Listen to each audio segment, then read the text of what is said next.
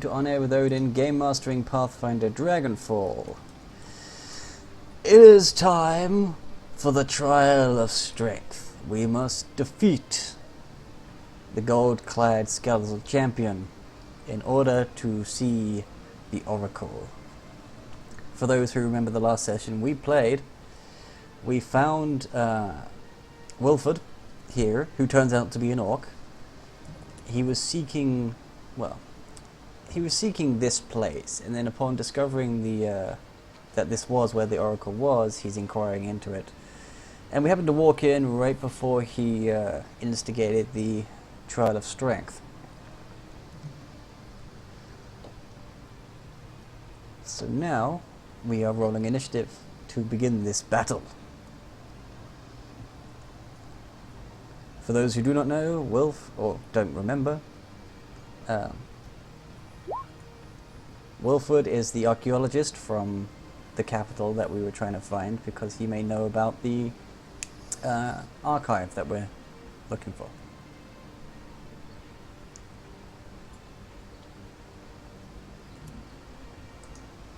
Well, I apparently rolled for mine last week, so...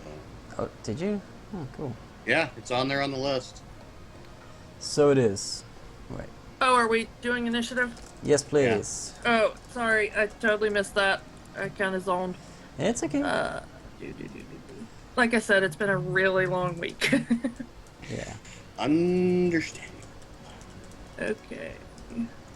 +7. This is like the only character I play that has really good initiative bonus.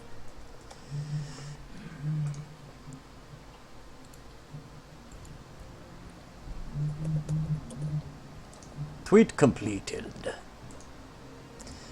If anyone does... Mm-hmm. Ooh! Nice, Kiki. Very nice. I don't know, the second you see a nat 20 on initiative, I see you like getting that animation effect of when you apply haste to someone in Final Fantasy. Like how you just started moving quicker in your ready stance. That's just called being a ferret, baby. Pretty much. Twitchy. Twitch. This is why the ninja and the ferret are the scouts. All of her fur just like popped out on end. She's like standing there doing a little twitchy dance. It's great. Yeah. As the combat was instigated, you noticed that the two chambers you passed by with the statues in, the statues actually, with a loud scraping sound, walk out to fill this gap, and holding out their lances, a crackle of energy forms between them to make a barrier.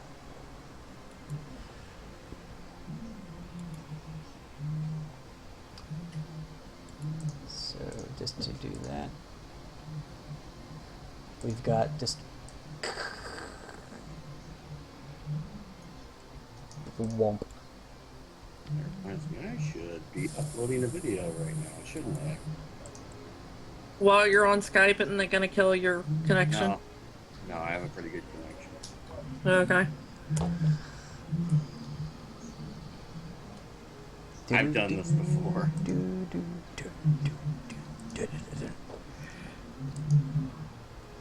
Okay, let's have a look-see. For Anybody else have the feeling we are well and truly boned? Oh. No, actually, I have bombs. Boom! Boom, baby. Probably boned if you believe you are. Ready to sound effects? Also, there's my initiative. Oh, Okay, well you can put it in yourself. The initiative thing should be up. Okay, recent tabs.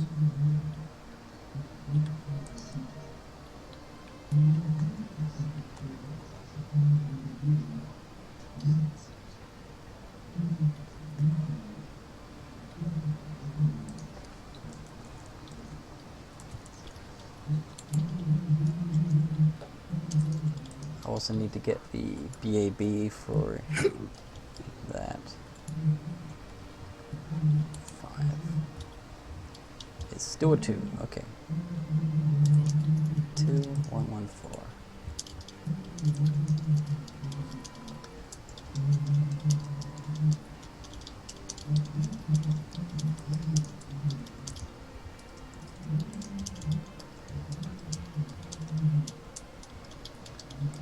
initiative is still 3. Okay, Boosh.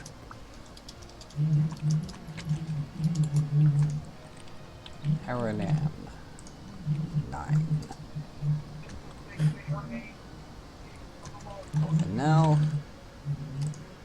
Wilford, brandishing his great axe, shall roll his initiative.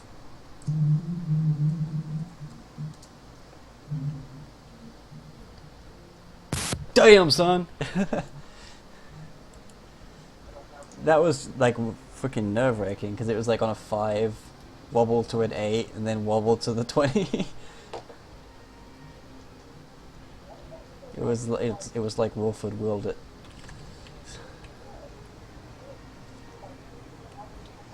Okay, now for the enemies.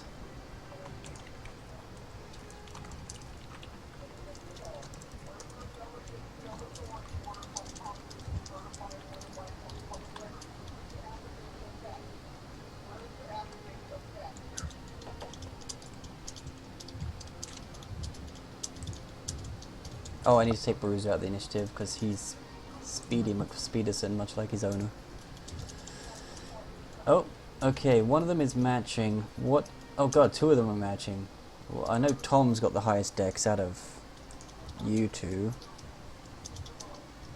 And I know that this guy's got less dex than Genevieve, so Ben, put Tom as 12.5. I'm going to put this guy as 11.5. Okay. Okay. So 6 of those. Bonk. Oh, I know 2 of Oh those. wow, Genevieve and Tom rolled the same. Neat.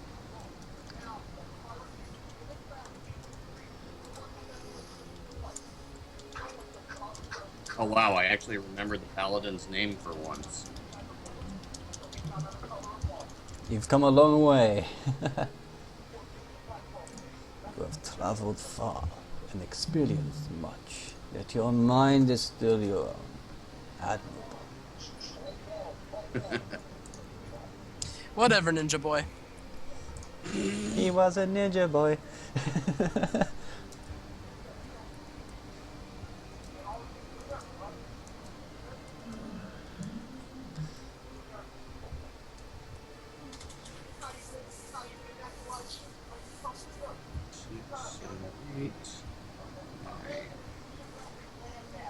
Okay.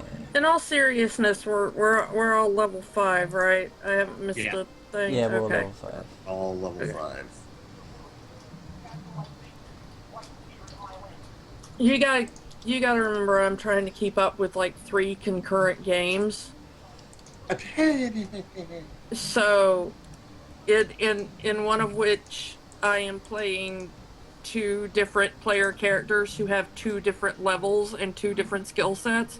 Are you kidding So me? that's like 4 PCs that I'm having to deal with across 2 different systems in 3 different games. So I kind of get a little confused about Just a who's bit. doing what. You crazy woman, you. How many characters? Okay, And what's so funny is one of them is a bard, one of them is a bard rogue hybrid, and one of them is a rogue subclass. So yeah. Okay, these 2 are 22, both of them, but that's okay, they're on the same team. 15, Try 15. running a game and Sage, playing 2 others. Sage Heart, what's your dex? Let me check. Probably a downside higher than these skeletons. 18. 18, so yeah, I'm putting you as 15.5. Any other conflicts? 13.5, 12. What's your dex, Genevieve? Not very high. Can I have a number, please? Yeah, when my Foxit doesn't stop being stupid. Stop being stupid. She has many. She has many decks. Are you sure it's not more many or lots? I'm She pretty has sure. many decks, and they're all in a row. The funny thing is that I would take many as a dex because that's a pretty high dex actually. 1, 2, 5. Anyway, Kel. No. Many, No, more, no, no. many Count it lots. right, Ah. Ben. Ben, count it right. 1, 2, many, more, many, lots. No, Yeah. it's Then you one- have Okay, one, guys, two, guys, lots, guys, two, lots, stop. many. Stop. We're trying to figure it. Now, Kel, how much is your dex? It's 14. 14. Okay, so I'm going to put him as 11.7. Oh no, put yourself as 11.25. Put myself as that? No, 12.25. I've done that now. Oh, okay. Okay, so it's everyone. Just in case it messes up the order, I'm just going to put that guy's 21. The higher dex between these two. Okay, so he is that much. And he is that much. Oh, jeez.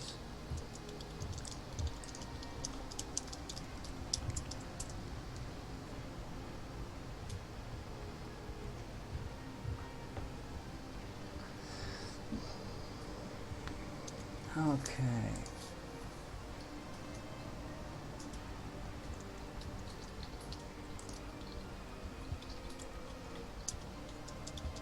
All right. I believe that's everything. All right, hit points for this guy.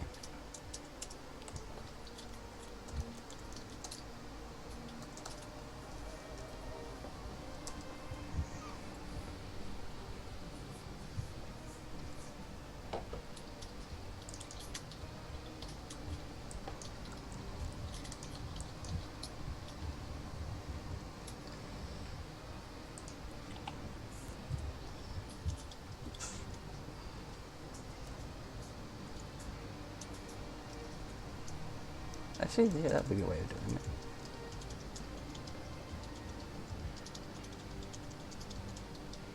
I'm thinking so.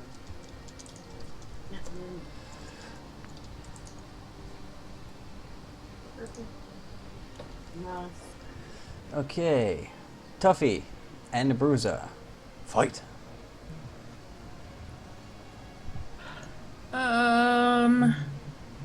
Dur, dur, dur, dur, dur, dur. Bruiser is going to do well, let's see. I am attempting to. I think the icon may be the wrong size, I'm not sure. Anyway, so Bruiser is going to take a defensive position to defend Tuffy. And our objective is this guy, yes? Well, the objective is to win the combat. Well, yeah, but I mean, I don't know. Tuffy always kind of goes for the big guys first. I'm trying to figure if she's going to do this or the immediate threat of the guy who could get to her faster. You know what? Let's say screw it at this point and go for the guy who'll get to her faster. So, in light of that, Bruiser is going to move over to attack that guy. Mm-hmm. And Tuffy will also fire at this one. Okay.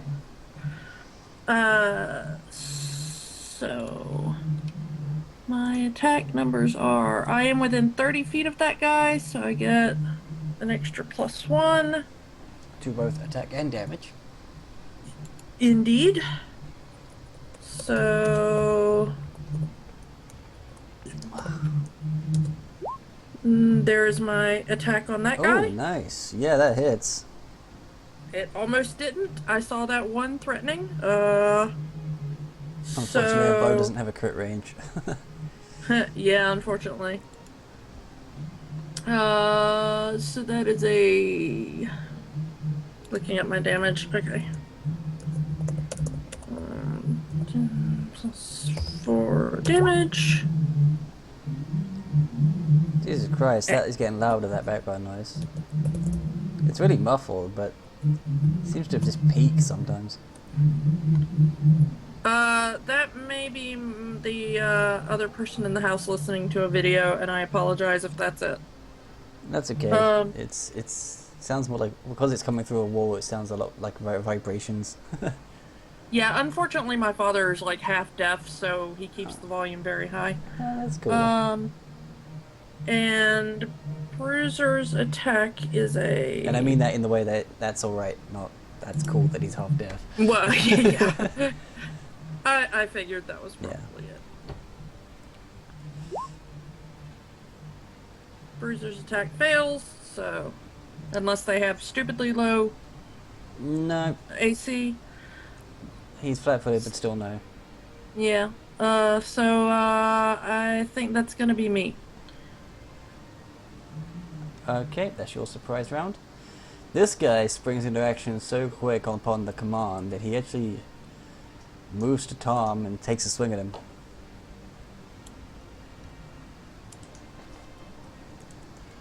Is this a surprise round for everybody above 20? Ah. Yeah, 3 people rolled a nat 20. Nice. Oh, fucky doodle. Swing. Miss. Haha. Go, Tom.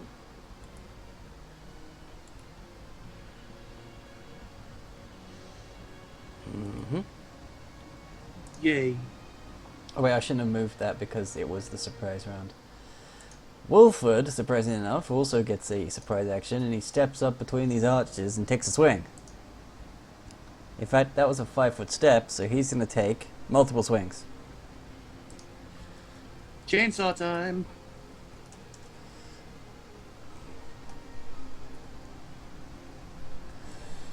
Okay.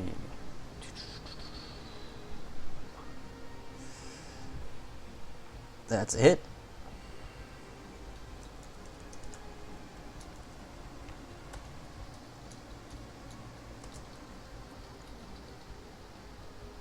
Does 12 damage.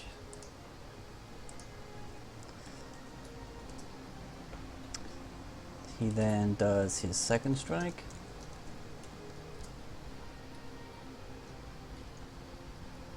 That hits.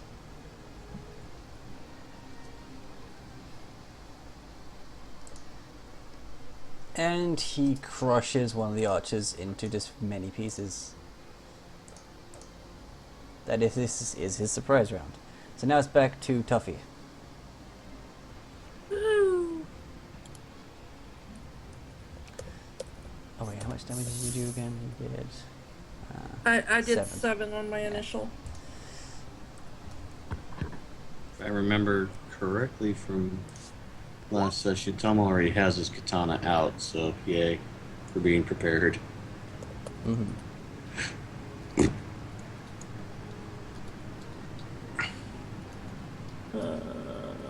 Oh wait, sorry, I forgot something about these guys. This guy is actually not quite dead. Ah, What? I he's forgot only about mostly dead. I forgot about their DR. Sorry. Is the magical weapon that Homeboy was wielding? No, Ah, okay. unfortunately not. 21 hit. 21 does hit. Good job. You guys Alright. Monteros? So that's Tuffy's and Oh yeah, are you using your blunt arrows? yes, against the skeletons I would be. Yes. Wise move, for your blunt arrows crack through a rib or two and deal more harm than they would have done previously if they were pointed. Yeah. I'm just adding flair to it, you know. Yeah. And That's a miss. alrighty. So that would be me. Okay, now it's to this guy, who's going to take another swing at Tom. Good luck. Ah! That was almost a 20. I think he hoped that... It just teeters, and dink, 8. Yeah, because I heard you say good luck, and they went boom 20. I'm like, oh shit, and then they rolled. Wilfred is going to continue his assault on the archer.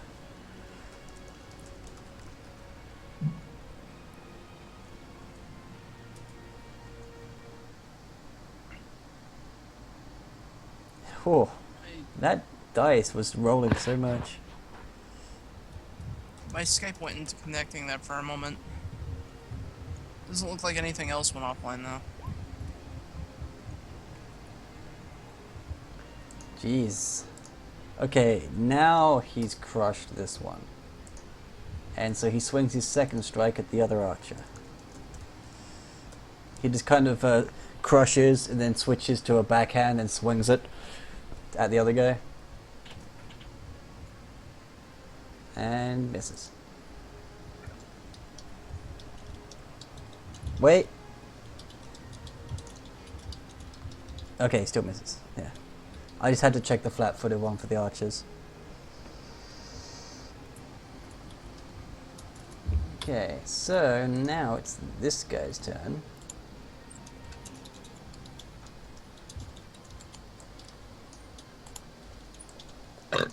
He's gonna move up on Tom, being the closest target, and swing. I almost ruled. Accidentally double tapped O there. And rule D20. Whoosh. Ha! Ninja, good at his job. Go ninja, go ninja, go. Ninja pulling all the skeletons. This skeleton is going to move here to try and attack Tuffy. That does provoke an attack from Bruiser. Okie dokie. Because Bruiser will take the attack. the skeleton's like, there's a target. The dog's not a threat, let's go for her. And the doggy hits. Alright, and the doggy will do... We're gonna have to Okay, get you want to know what's really sad? What? The dog's bite does as much as one of my arrows. Well, he's a large dog. You're gonna have to get him some, like, +1 tooth caps at some point. Or if there was, like, a natural weapon, magical thing. But unfortunately, right now, his teeth are mundane. And all his teeth do is scrape through the bones as its slenderness just whips from his jaws before he can climb down fully. And this guy swings at Tuffy.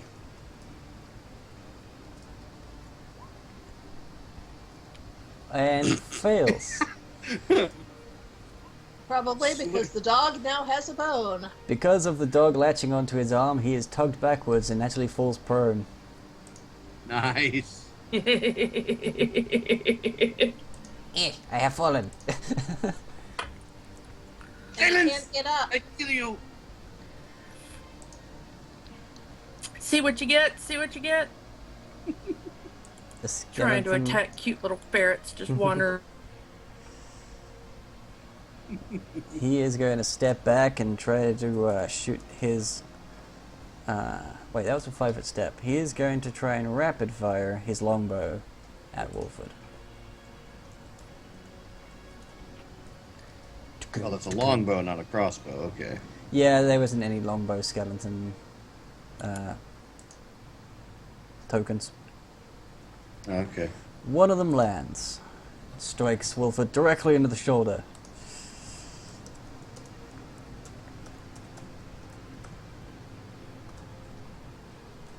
Oh, wait, I'm on the wrong one. There it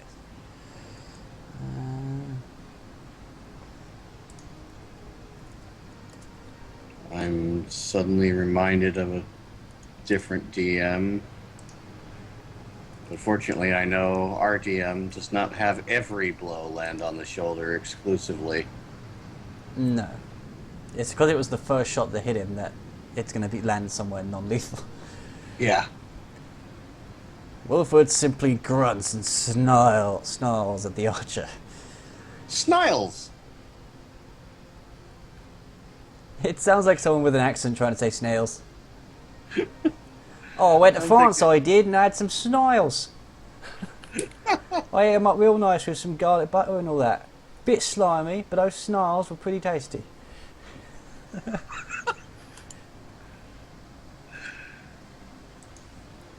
Oh, I was thinking a mixture of smile and snarl. To be very disconcerting to your enemies. Okay, I am going to pitch one of my bombs right about here. Okay. And, Roll against the floor, the deadliest of enemies. It's pretty much only if you crit fail that you can miss the floor. What happens if she misses the floor? Does it suddenly float to the ceiling? It starts rolling. Only one square because she's within one range increment, but still. It hits Geez, it, that but it doesn't could've been a stop precision there. strike. Yeah. Okay, yes, you hit the floor. so minimum damage on that now is 8. Nice. Okay, I shall roll reflex for these two champions. Which is a 1. Do you remember the DC of it? Isn't it like 17 or something? No. No? What is it?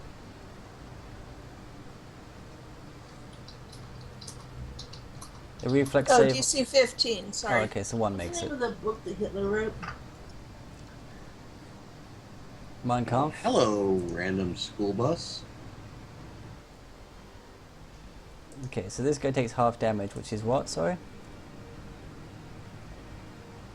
Hang on. Minimum damage is 8, so half that's 4. Yeah. Kaboom.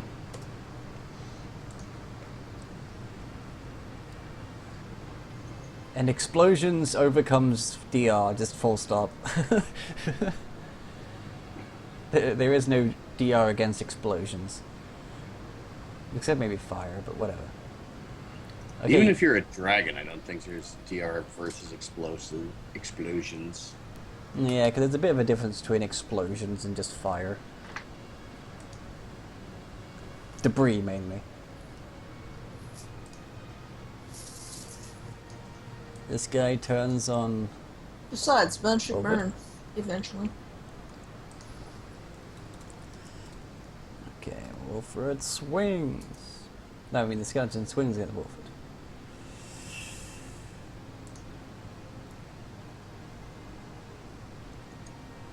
Where's his AC? There it is. Okay, he hits.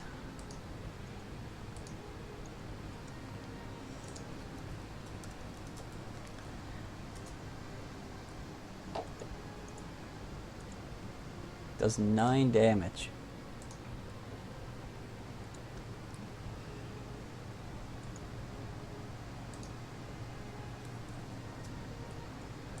Okay, and next is this guy who's going to attack the annoying dog.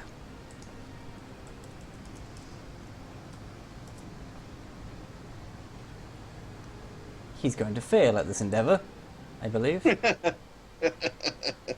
What's the dog's AC? Isn't it like 21 right now? It is very high, and I can't tell you exactly which because my computer just crapped out, so give me half a second. I'm going to assume 16 misses. Oh, yeah, that definitely misses. I mean, Tuffy's got a 19 and Bruiser has higher. This guy's dead, so he's going to drop off the board.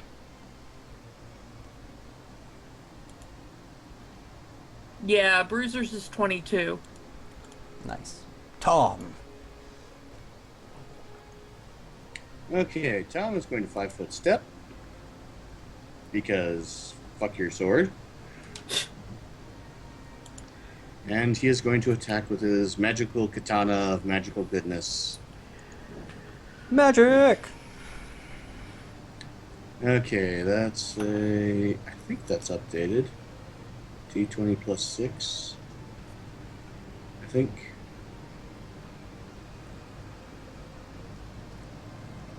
Okay.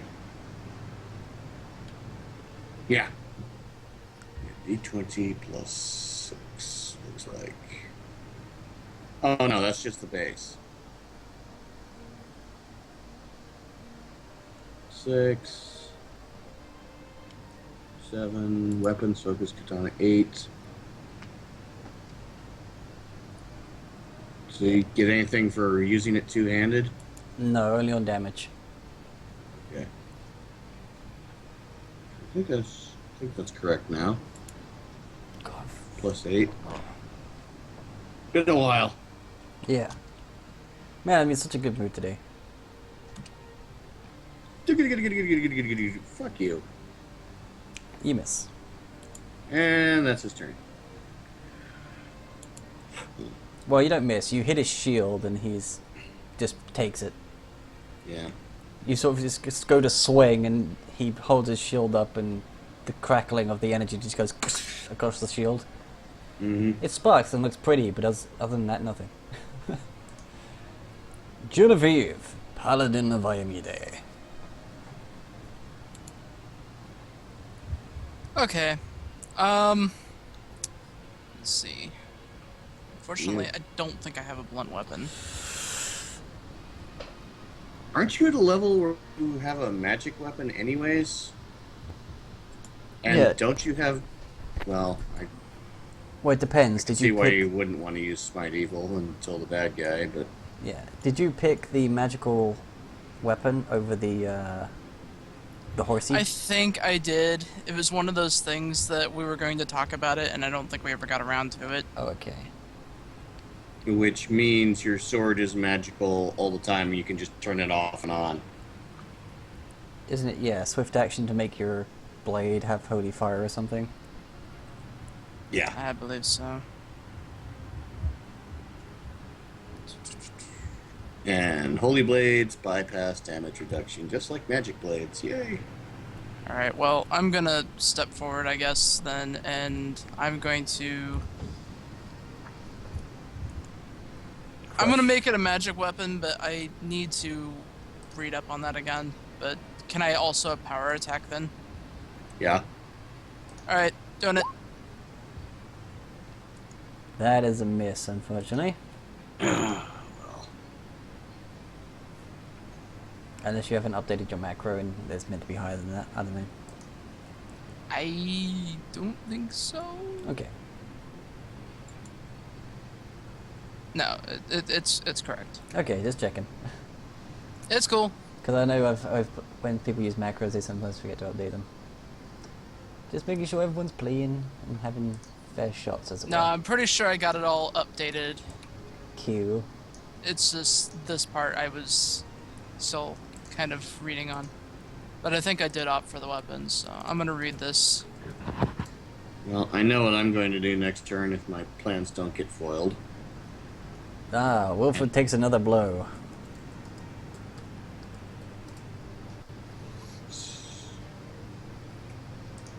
Wilford, your AC sucks. If I'm understanding this correctly, that would have added a +1 to that, but I don't think a 17 would have hit. No. No, okay.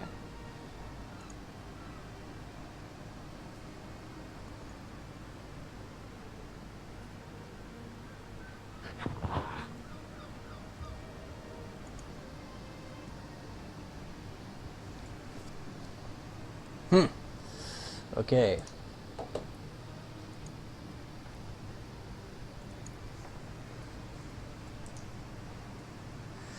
The large gold-clad skeletal champion, with his ogre-like stature, rises from his throne and gazes upon Wilfred and the rest of the battle. Huh. I expected you to have more intelligence than this.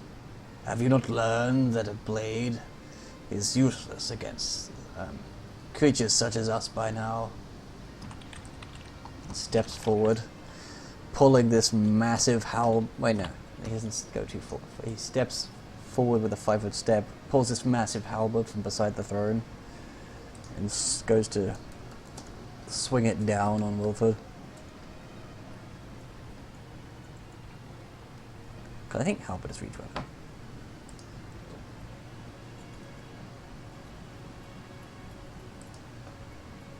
Thankfully, he doesn't have a crit range on that thing.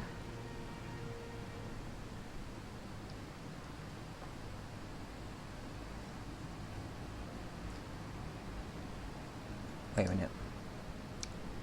Oh, no, it has brace and trip, so yeah, he would be there. Okay.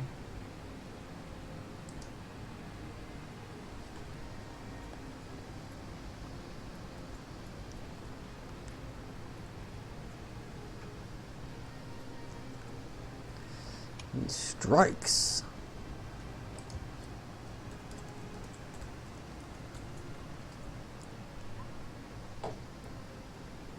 And does 20 damage.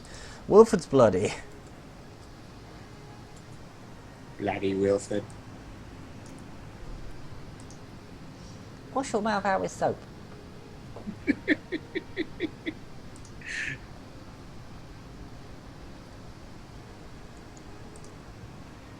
Enjoy doing voices way too much.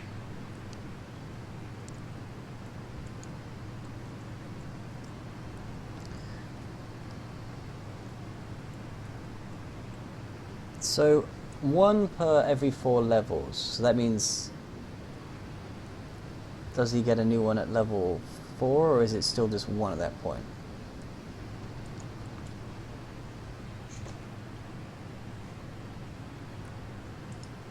One ice spear per 4 levels. So that means, does he have to be level 8 to get the second spear, or does he have to be like level 5, 4 levels above the starter?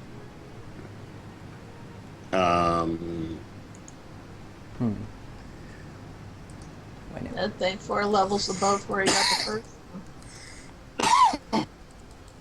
Yeah, that sounds about right, actually. 4 levels above when he got the what? First one. The first one, okay.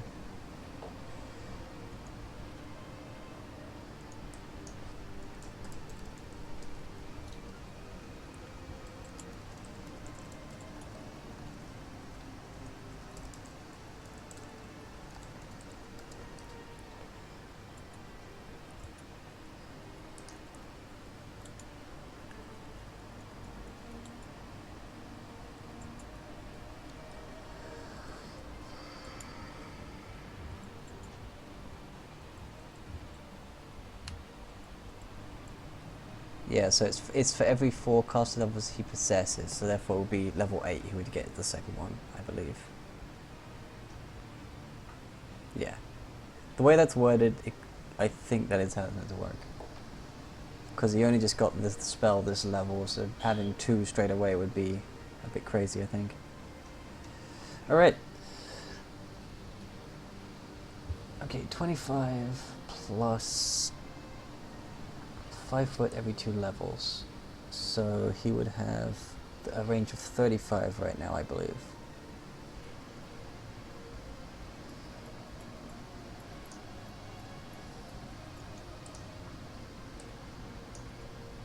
He's going to step up here. And 30, just in case it is not 35. And he starts casting a spell. And while nothing seems to project from him, all of a sudden, within, from beneath the gold-clad skeleton's feet, ice spears shoot up out the ground.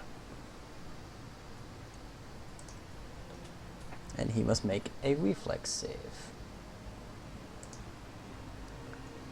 Which, thankfully being a skeleton, is pretty shitty. So let's see. But then he rolled an 18. Oh. I had to say that, didn't I?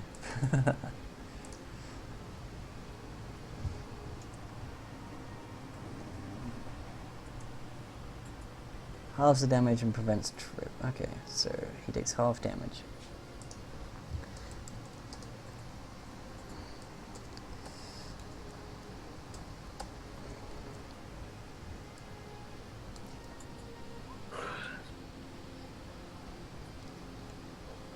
Oh, that's 4d6 he's rolled, he only got a 9.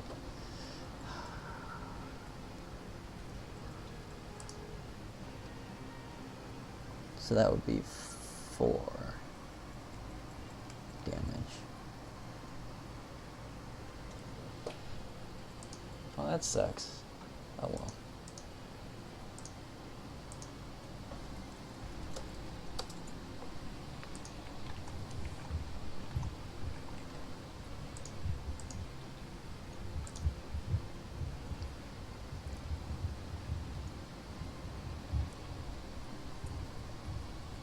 Oh. Apparently he doesn't even take that.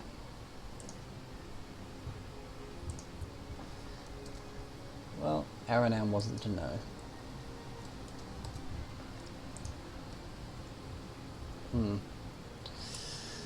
I don't think what I'm doing is affecting him. Oh well.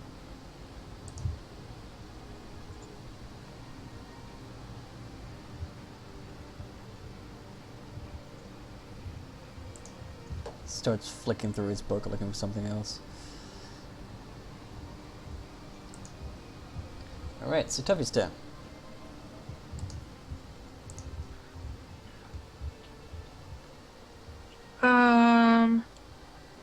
That dude is still on the floor, yes? Yes. Dinosaur. I was wondering who'd be the first to do that. Was it even a question? Meh. So...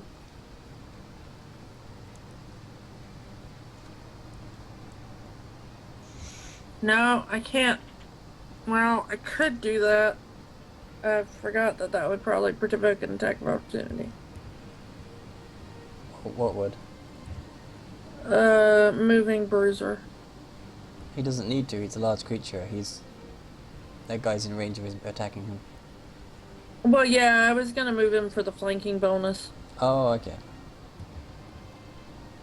Yeah, I'll just skip it and attack the dude on the ground. Do I get any bonuses for him being prone?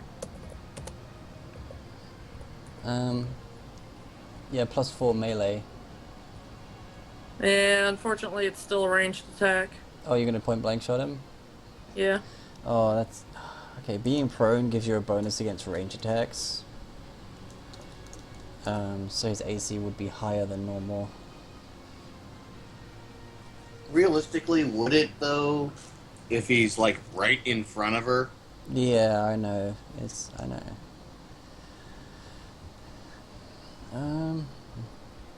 Okay, let's have a look. Prone. But then again, why am I arguing realism in a fantasy game? He is also an animated skeleton, so I think we've Yeah. conceded some realism at this point. Yeah, he takes -4 against melee attacks and +4 against range attacks because he's a smaller target.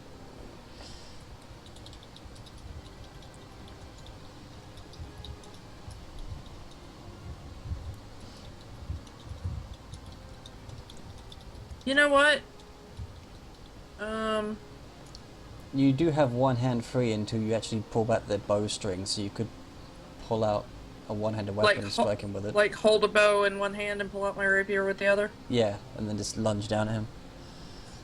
Or a club if you have one. I unfortunately only have a rapier as a hand weapon. Okay. Is it a magic rapier? It's a short sword. Nope. Okay, never mind. Nothing magical about it.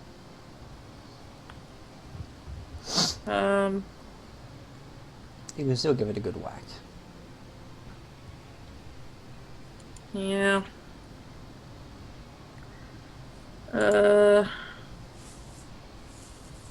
So...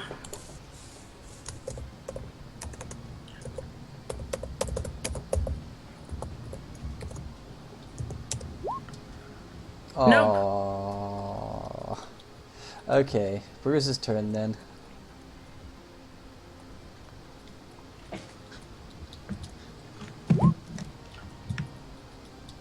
Nope. Wait, he is fallen. And he can't get up. No, that still doesn't hit. Okay.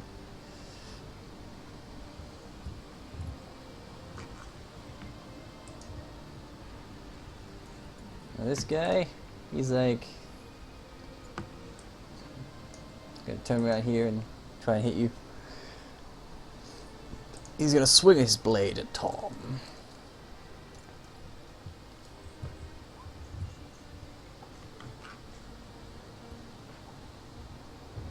He's gonna crit threat Tom.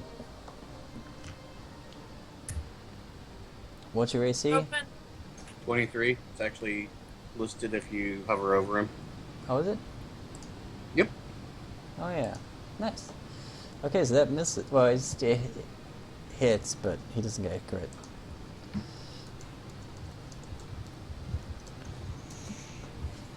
Oh yeah, because you It got that. misses being way worse than it could have been. Yeah, still 10 damage though. Ow. Yeah, 10 damage to a rogue class, not that fun. That's almost literally a third of my health.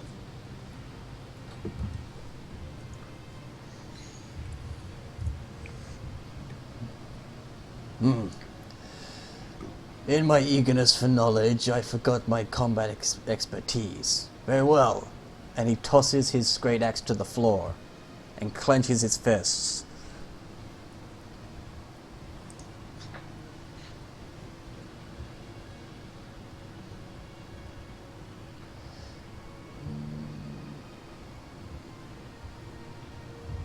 Is he about to go super orc?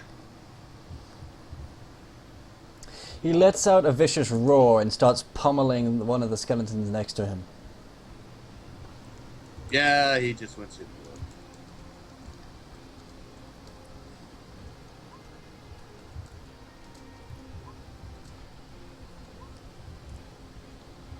Oh, and he lands a crit threat on one of them. And he confirms it. So landing 3 vicious punches into the skeleton next to him. Actually, I'm going to roll damage on the first 2 to see if he changes wait, no, I think that action is all on one target. Okay, so It's just how much powder does he turn it into? plus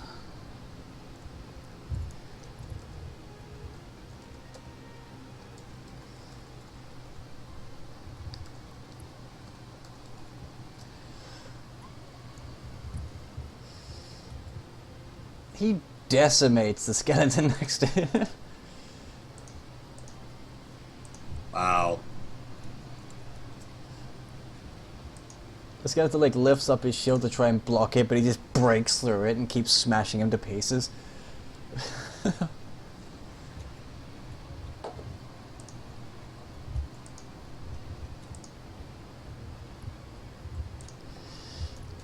you sure his name isn't Vegeta instead of Wilfred?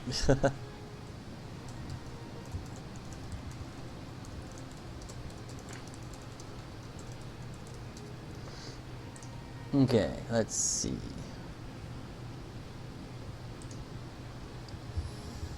He just Wilfred smashed that guy.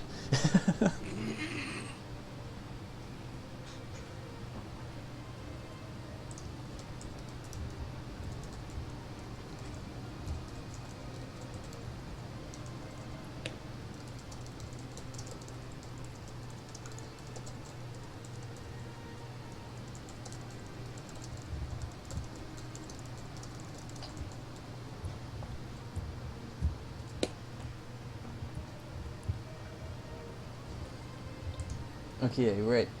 It is this guy's turn. With his target dodged out the way, he's found a new target. He's going to try and swing at Genevieve. Oh, really?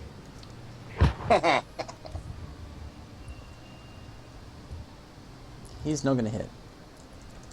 Ting.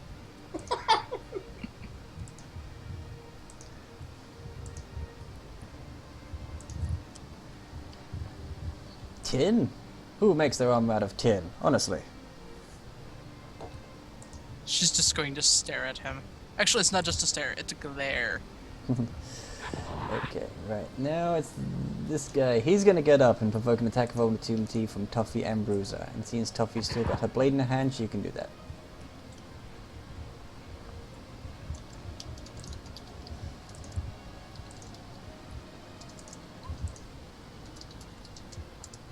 Tuffy Hell yes. lands her blow. Strangely, the exact same damage. Huh. Ah, crap. this one will be DR'd, unfortunately. Hey, Odin, I'll be right back. Okay.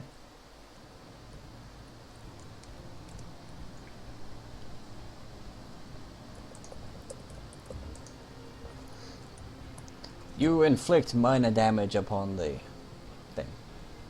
Nope. And the doggy misses. Bruiser's kind of sucking tonight. And upon drawing his, well, raising his sword, he takes another swing at Tuffy. That would be a no. You rolled right through the 14. He did. Okay, right, this guy. The remaining archer fires another flurry of rapid shot, at Wolford. Wait, does he have precise shot? Because he's in melee combat now.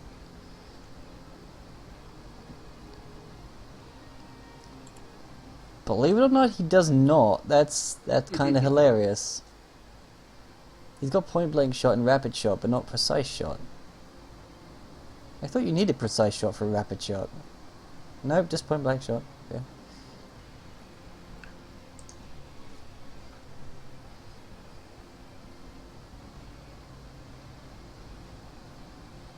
Okay. Blah, blah, blah. I'm just trying to figure out. I'm just really quickly trying to figure out whether or not the point blank shock is included in the given thing or not. Skeleton archer is feeling useless. Let's see. Where is it? Oh, never mind. So he's taking a -4, so he's just rolling 2 flat d20s against Wolford. Nope. No. Yeah, no. It's H-Heart's turn.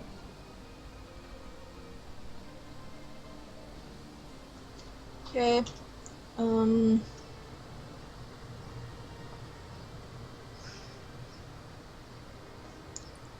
I think... A bomb here would be incredibly effective. Actually, I was thinking of moving up to here and then throwing the bomb right at him. Either way, incredibly effective. Yeah, you can do that. That's 20 feet.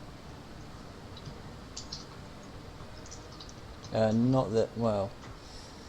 It would be better off to move there, because if you go outside your range increment, it gets a lot more difficult. Your range increment's 20 feet, isn't it? One more, okay. Yeah, sorry. Just one more.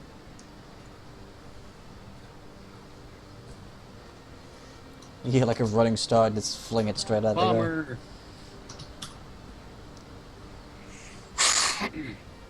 Damn, you smacked that guy right in the skull, to the point his skull is replaced by the bomb for a few moments. Wow!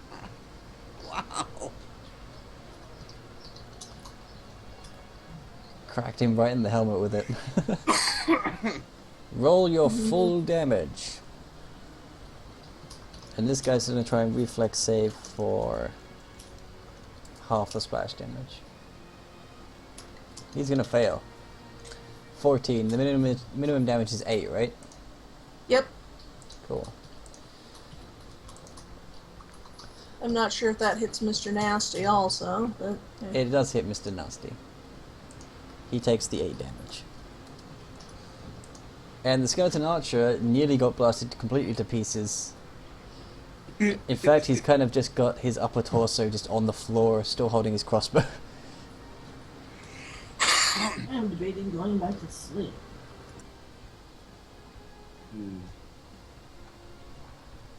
Okay, this guy's fallen, and he will not be getting back up. He's gonna attack the doggy.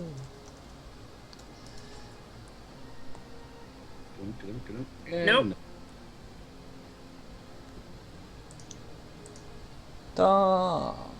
Yay for distractions. 5-foot step, swing again. With a +2. And I can't remember. Do undeads... Can undeads be backstabbed? Don't know.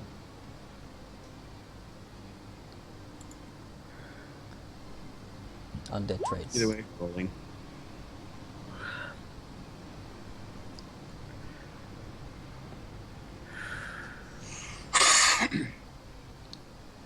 Okay, no. I thought undead were immune to critical hits, but that must be a construct, I think. Oops. I added that wrong. That's supposed to be plus 11.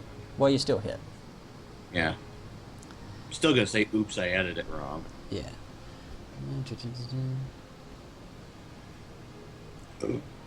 They're not subject to ability drain, and it's drain non-lethal damage.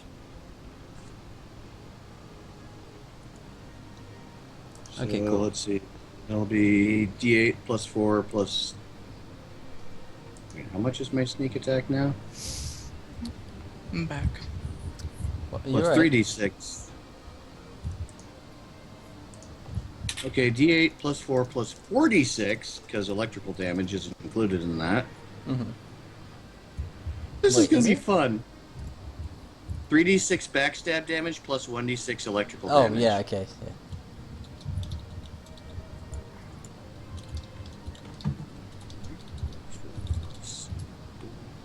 Six. This is going to be funny as hell.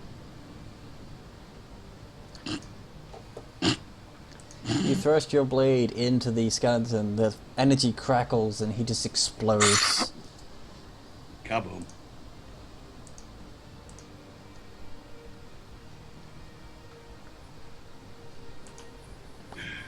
I love rogue talents like backstab. Genevieve!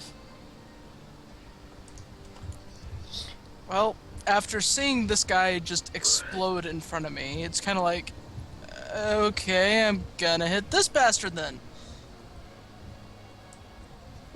And I'm not going to hit him. No. Unfortunately not. I tried. You did. That's okay. I'm going to try and give you a flanking bonus pretty soon. Cool.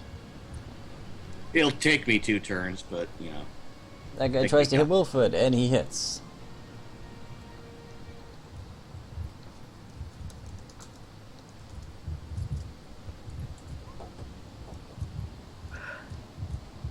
I think it's Kyurchin time. Wilford is pretty bloodied.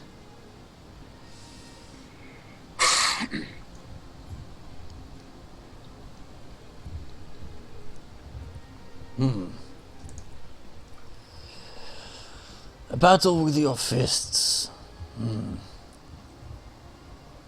Very well. And he discards his halberd and bears his own claws and takes a couple of swings at Wilford.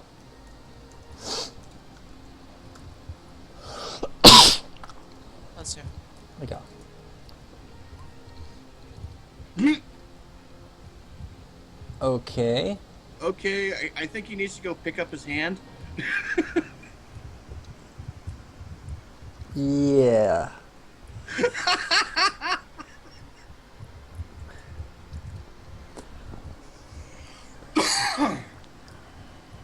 He didn't confirm the crit fail, but he did completely miss and land his second blow.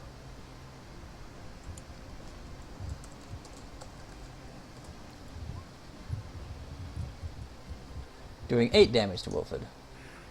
Wilford is extremely bloodied.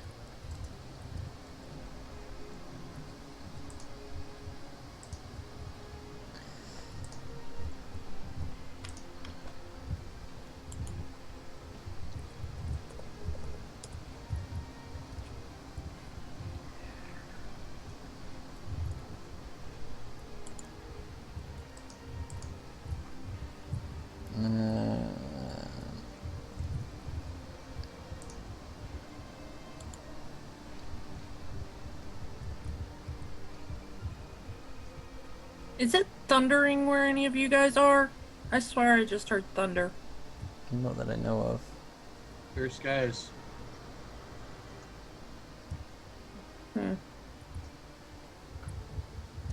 It's not thundering here. Maybe I'm just going insane. That's also a possibility. Going. You're one of us.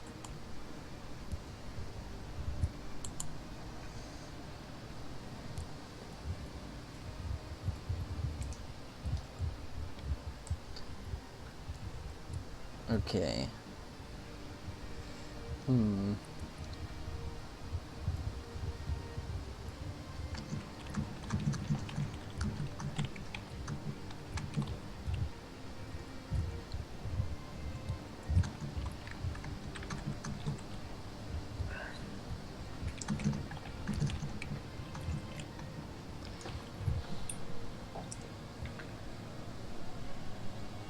Trying to think how the best way to use this would be.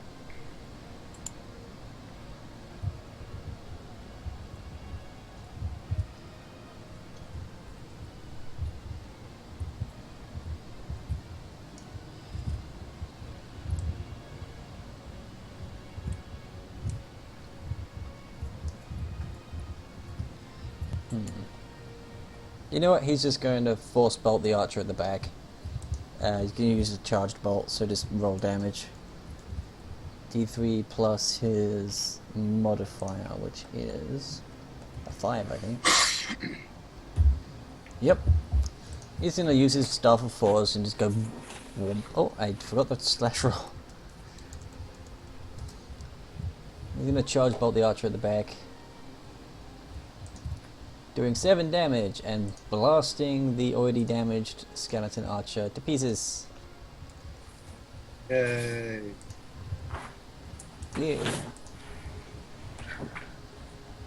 No more Terminator stuff.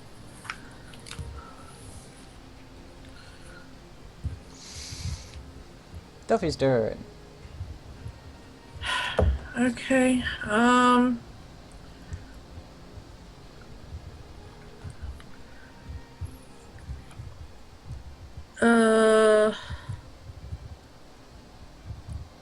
I'm trying to figure out whether I should go back to ranged or melee on that guy. Well, with your back against the wall, you can't 5-step anywhere that would get you out of his aggro range right now. No, I mean, I could technically hit him with either. I'm just wondering, like, I think the blunt arrows will work better than the... Yeah, probably. No DR on the blunt arrows. Yeah, so she'll just drop the sword at her feet And point blank shot him. Yep. Time for Tuffy to go Legolas. Right in the friggin' face. She does take an attack of op for doing that, though. For dropping the sword? No, for attacking with a ranged weapon at point blank. But I have all the feats. This game makes very little sense sometimes, especially when I am very tired. Okay. No, it's just like casting a spell when you're within range of someone. I think using a ranged weapon also provokes.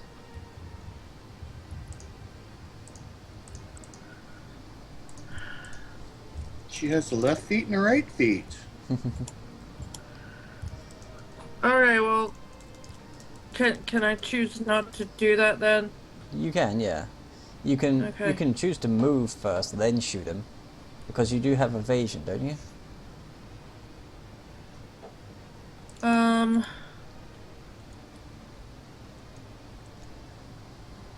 Yes, but I don't see how that helps me. If you try to walk away with evasion, and he takes an attack of opportunity, you get +4 AC against that attack of opportunity because it's from movement. I did not have that written down as one of the perks of that. Is it? Oh wait, are you talking about evasion the feat or evasion the thing you get from... I have no idea. My note on my sheet just says it turns half damage into no damage. Oh, that's different. Yeah, the feat evasion gives you a bonus against... no wait, or was that mobility? Oh goddamn, I forgot. But still, you can move and shoot and take attack of op, or you can just shoot and take attack of op. Either one would work. Or I could just try to stab it with my sword. Yeah, yeah. You could also 5-foot step to get a flanking bonus on that if you wanted to. Flank with your doggy.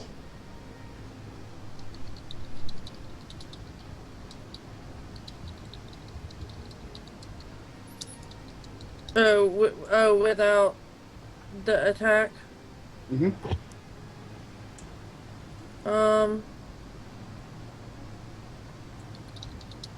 Yeah, okay. I'll do that then. Yeah. So that's what bonus? +2. Okay, that'll turn that into crap. That'll turn it into that.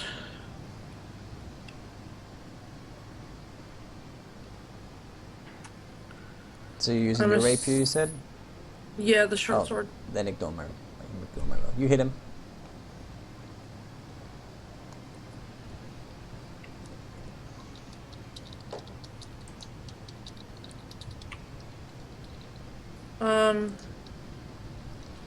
So bruiser now.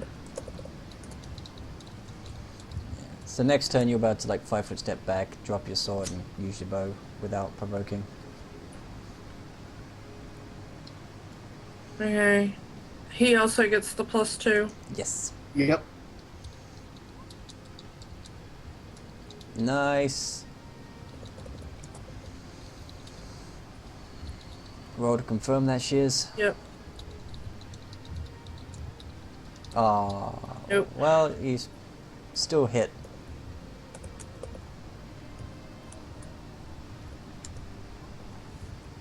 And does Another his, 7. and For does- some reason I keep doing 7 damage on like everything. yeah, does his bite attack have a trip attempt with it?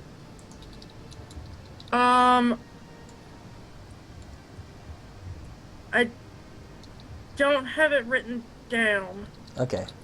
So I'm gonna say no because it's not written on my sheet. Okay, okay. But I should probably look that up. It is the dead guy's turn.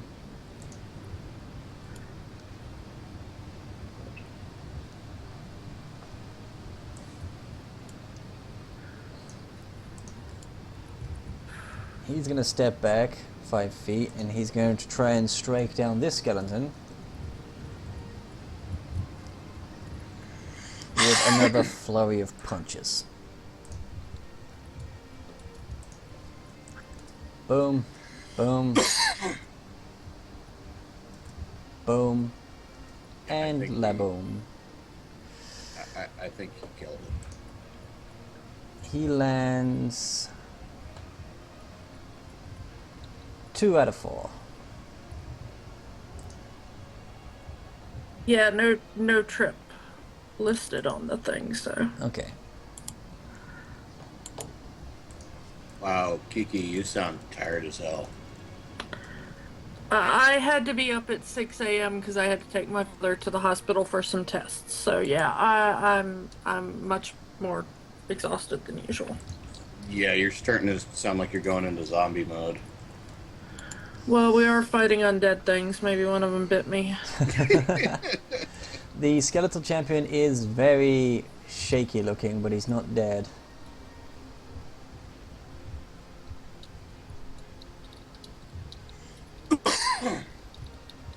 This guy is still going to try and hit Genevieve. Because he doesn't have spatial awareness. Yeah. Well, sort of. Hello, nope. This guy's going to turn and try and swing a toughie. I'm just reducing the flare at the moment and making it rather dry just to speed through it since Kiki's tired. And Tal needs to go anyway. Alright, so I believe that's a strike. Yep. D8 plus 3. 5 damage. This motherfucker's dead. Sage Heart's turn. Okay. If I recall correctly, Wilfred here is kind of on the bloody side. Very bloody. And how's Tom looking? Not even bloodied. Is or is not? I said he's not even bloodied. Wilford? Okay, I think it's time for a healing bomb. Run on Wilford. Okay. And It's I'm not going like to... a, What? not like a healing potion is going to help a skeleton. Yeah, that, and I've also got the precise bomb, remember? Yeah. I can choose which squares get missed by splash damage. They ain't gonna be no splash damage unless it's to Tom, so... Yeah. Okay. So, roll to hit like a bomb, right? Yeah.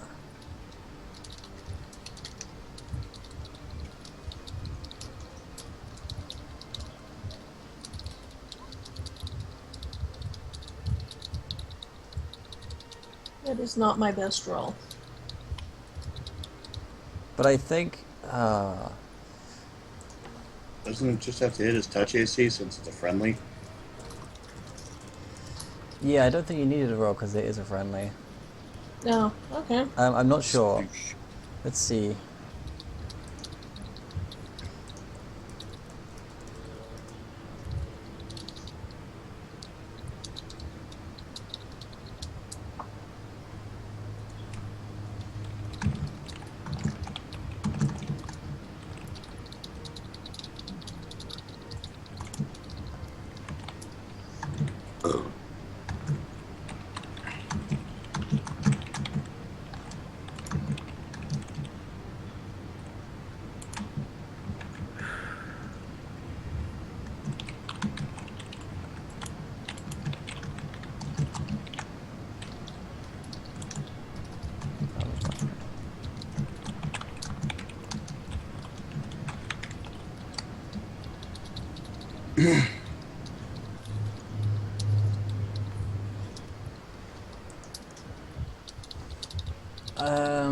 Okay.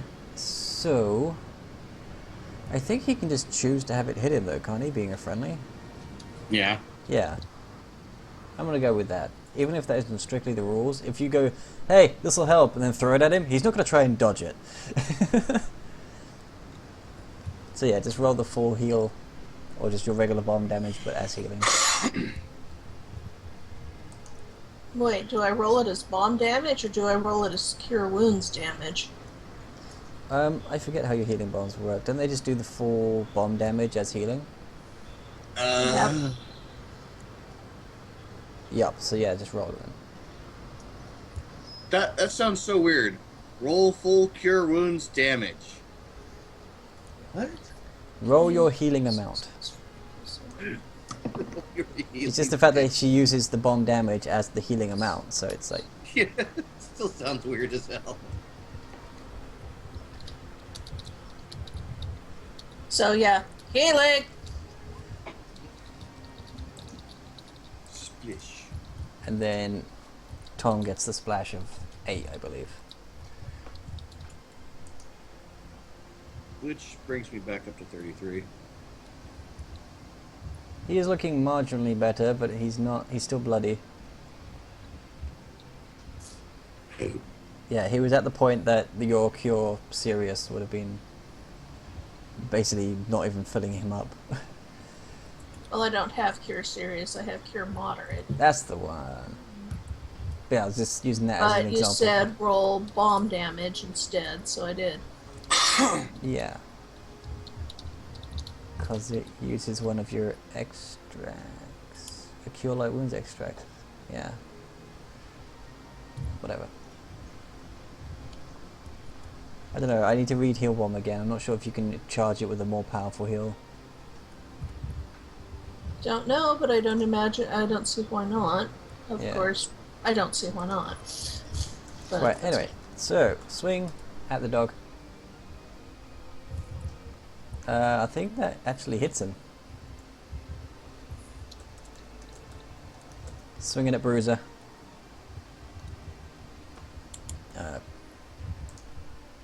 Kiki? The 24? Yeah. Yeah, that hits. Okay. The dog takes 4 damage. Tom. Tom's turn? Yeah, Tom's turn.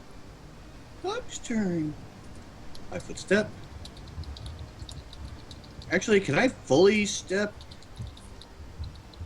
over to here? You can, you just provoke. Oh, fuck it, I'm gonna provoke.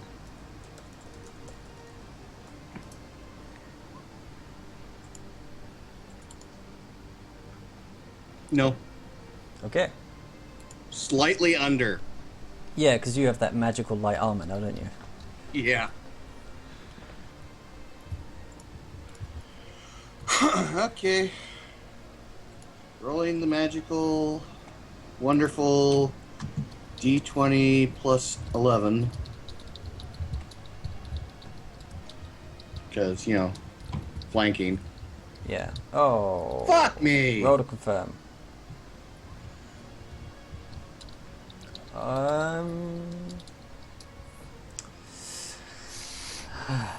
Yes, you get your blade stuck between his ribs, but the doesn't actually you don't actually do any damage to him. Removing it is a swift action, but it will provoke. But that's going to be next turn when you do it. Yeah. At least I've got him forced to face one direction. You kind of got him locked facing Genevieve. Oh my god, I could use him as a puppet. Speaking of Best crit Genevieve, fail ever. That's awkward. Right, you hold him, I'll hit him. How's that sound? Sounds good. Oh, and I think that's... Oh my god. I think your long sword's 1920, isn't it? Not 1820. Yeah, it's 19. Yeah. Never mind. You still Never hit. mind. Oh my god, still.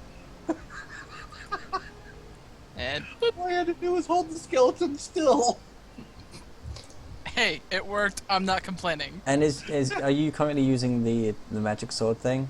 Oh yeah, that's right. So should you do more damage or? If I do any damage, it would be Does plus 1. plus 1 at minimum. And whatever effect she's added onto it. Okay, he's shaken but not destroyed.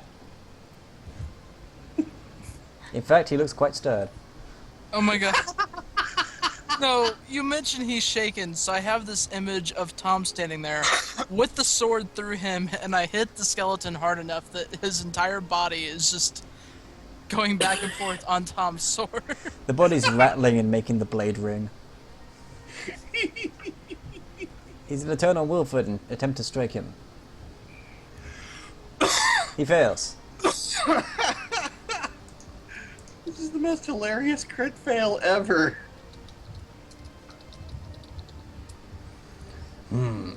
You did not think it would be that easy, did you? And he raises his free hand and a dark energy forms in it. And the bones of the fallen start to move.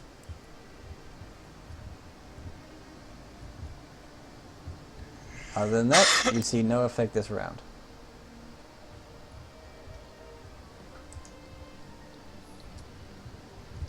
I feel like having Tom take his new skeleton puppet and move it over to face the enemy.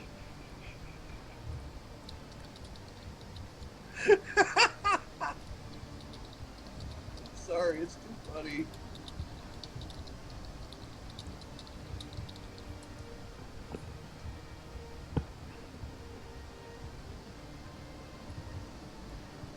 Skeleton warrior on a stick. So that skeleton attacking Kiki just already took its attack of up, right? For what? Yeah. Yeah, it did. Yeah. Oh, wrong one. So I am just marking the ones that were dead at the start of this effect.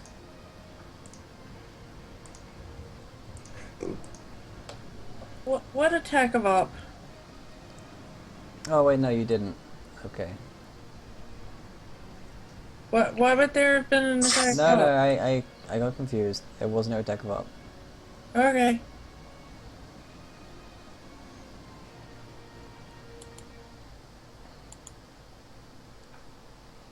Aranam's gonna be bold. Bye, Aranam. He's gonna run here. Well, not run, but move here. Amble menacingly. In fact, he's gonna go the full way and take that provoke. He's got a plan. I don't know what his current AC is though. I don't know if it's any different from what I've got here. Probably not. I don't know the last time he leveled, so I don't know what sheet you have. I've got his level 3 sheet.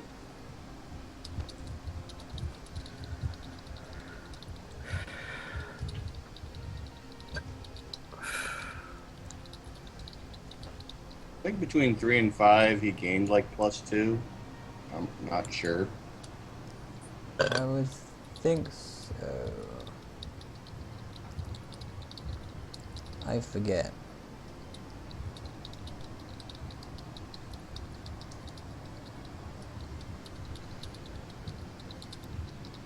But no, he gets nicked. Because unless he does have a higher one now, 13 does match. What level sheet do you have, Kiki? Because I know you played him at one point.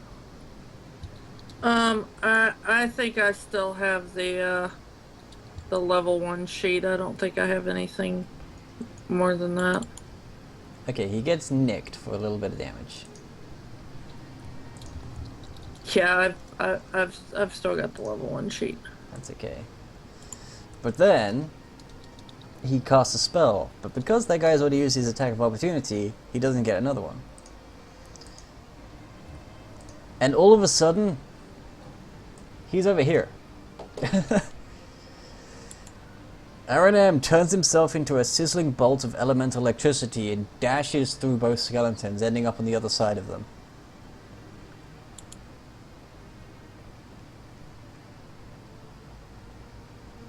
And they must make reflex saves against the damage, which I think is a 1 for these guys. Yes. And the save DC for this spell is much higher than that. Let's see. So it's an 18.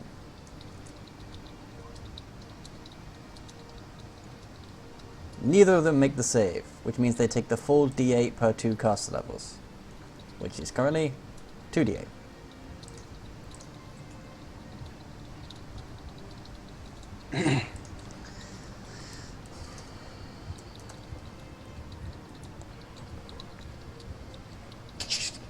Striking them both for 15 damage. Nice. Both of the skeletons are destroyed by the lightning bolt.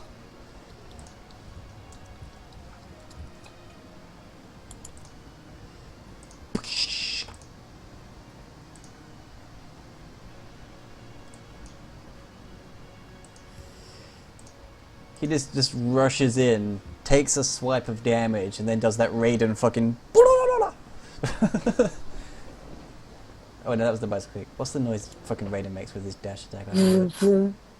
Shit. That one was just basically fly straight forward like Superman and.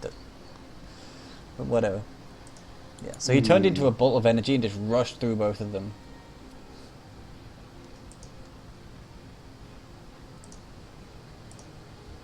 Oh, whoops, I accidentally took that off.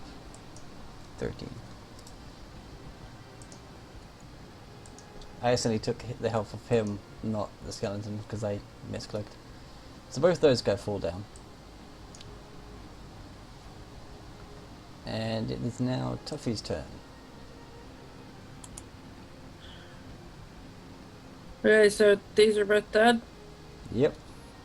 There's 2 champions remaining and the gold guy, who seems to be channeling a spell.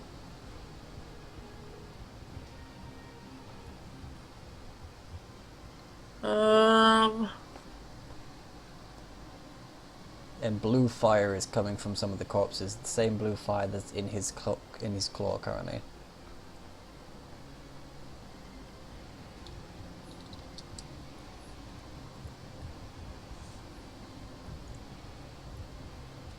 Okay, so, The big dude's a skeleton too?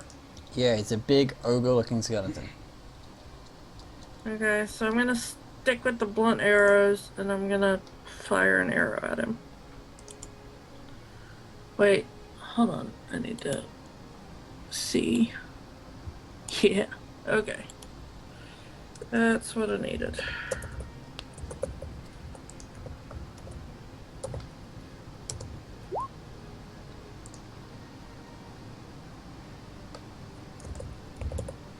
Okay, so that was his second level 3 spell.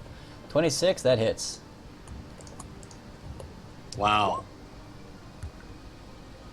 Another 7. But at least you're using the bludgeoning arrows, therefore he takes full damage. And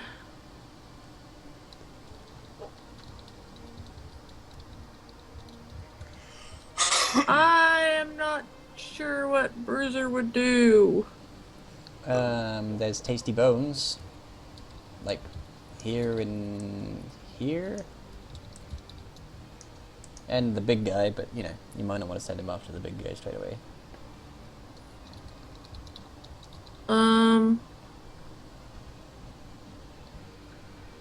Yeah, I think, Bruiser's gonna go help, Genevieve and Tom. So, he's gonna, with the, I need the thingy. He's gonna, no, not that thingy. I can't click the right button. The ruler? He's going to dash over here Okay. and attack that guy. He would take an attack of op due to movement past Genevieve. Oh wait, no, Tom already used up his one for this turn, I think. Yeah, go ahead. He hasn't acted since his attack of op, therefore I'm counting it as not having... Oh, he hits! Some people do it end of round, some people do it when they next act. I think when they next act is preferable to me. Okay. 8 on that dude. Nom. The guy is barely staying together.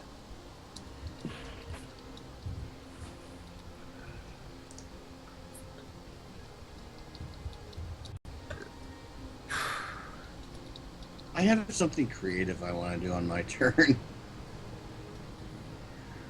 But I don't know if it's going to be feasible.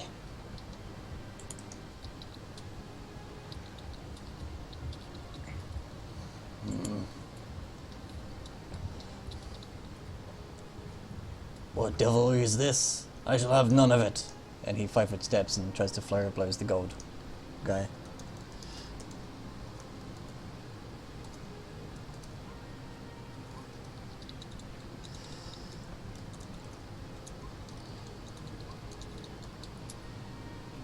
Ew.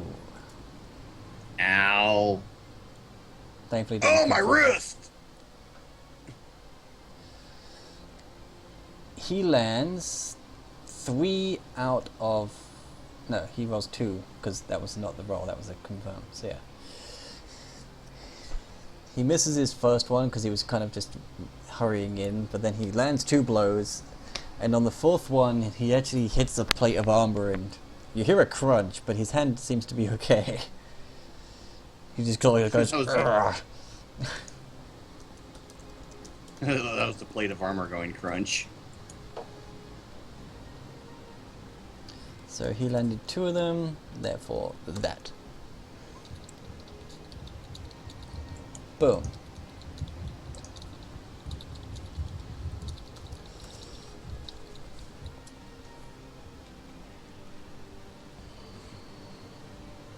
The skeletal champion himself, the gold one, seems shaken.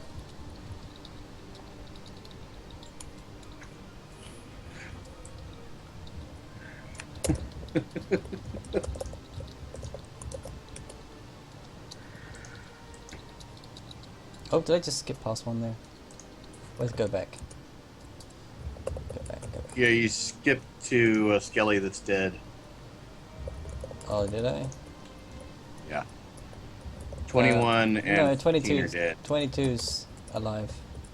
Still, just about. Oh, it's showing turn order 21 on me. Yeah, I skipped over to the number 22 guy who's going to try to check Genevieve. Not like he can attack anybody else. He's gonna fail. And this guy, he's down for the count. Sage Heart. Wilfred's still looking very beat up. Everyone else seems to be fine. Aranam got a bit nicked, but he's not bloodied.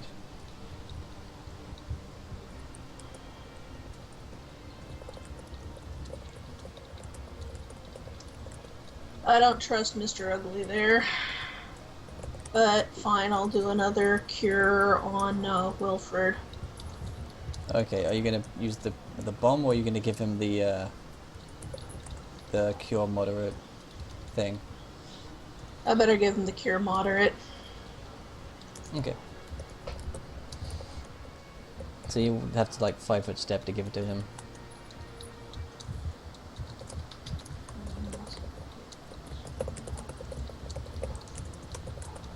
And since he is currently occupied with casting a spell, only the skeletal champion next to him can take the attack of up when Wilfred drinks it.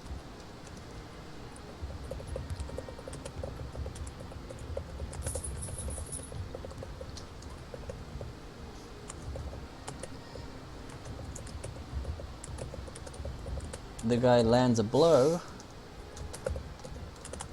as Wilfred drinks. He does 10 damage, and then he heals for 14. Yeah. Yeah, that's almost wasted. Grand total of 4. That's 4 hit points he didn't have before.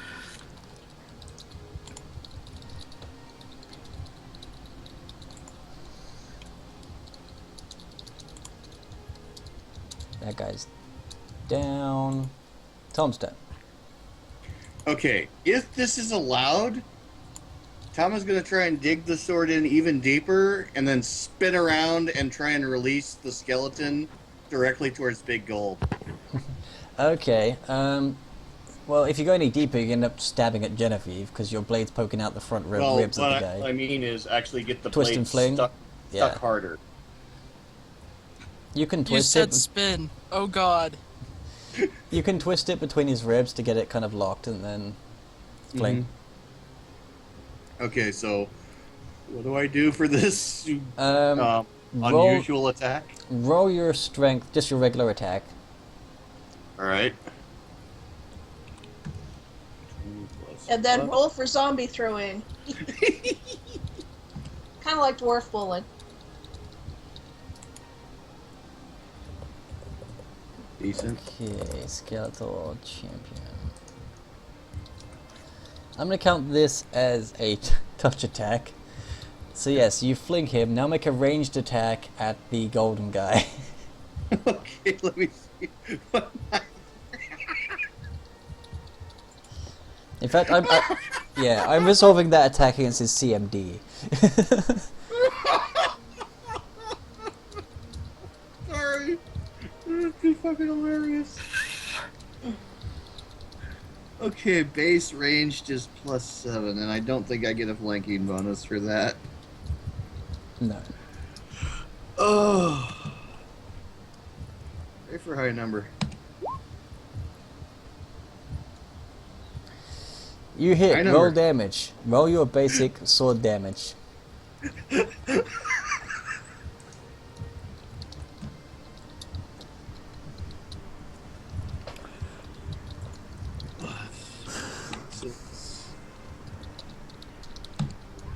Oh my god. Electrified skeleton on the way. Okay. Twisting This your was modern day. I'd be like, hey, I want to get the camera out. twisting your blade and flinging the skeleton. You fling him at the gold guy. He impacts. The electricity discharges. The skeleton just bursts into pieces upon impact, like making the bones that spread apart just crackle. And yeah, that skeleton dies.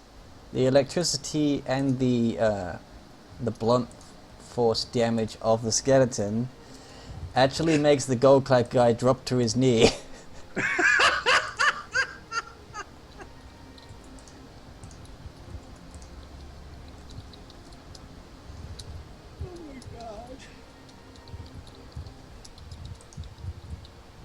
Oh look, Genevieve's got a clear shot at the other skeleton.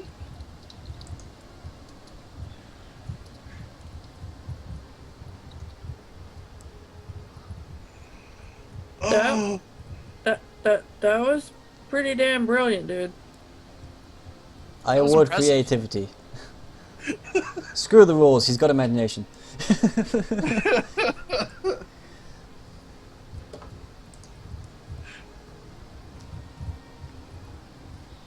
Charge what a that. crit fail into an awesome attack.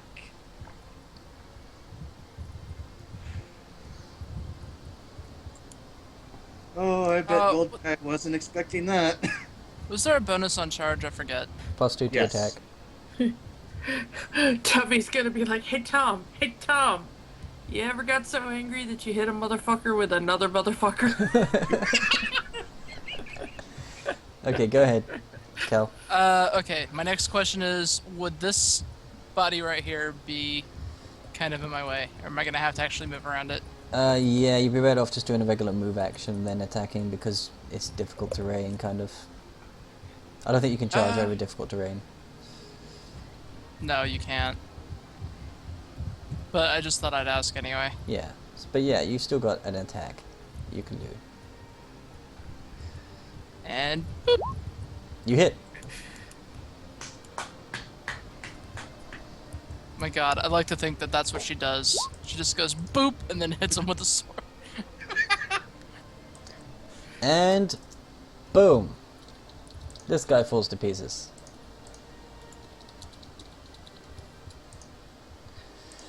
It gets to this guy's turn. Fallen to his knee, he roars and his voice bellows throughout the entire tomb. That's enough! And he puts his claw to his chest, and the blue flame from the skeletons, rather than revive them, draws out of them and goes into his chest to repair himself. You have passed the trial of strength. I commend you. But now, it's been some time since I've actually struggled to move. I enjoyed that. And he kind of just staggers back to his throne to sit back down.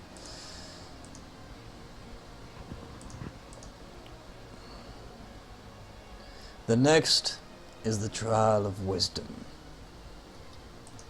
And in that, I cannot aid you. Though no beast shall attack you within these walls.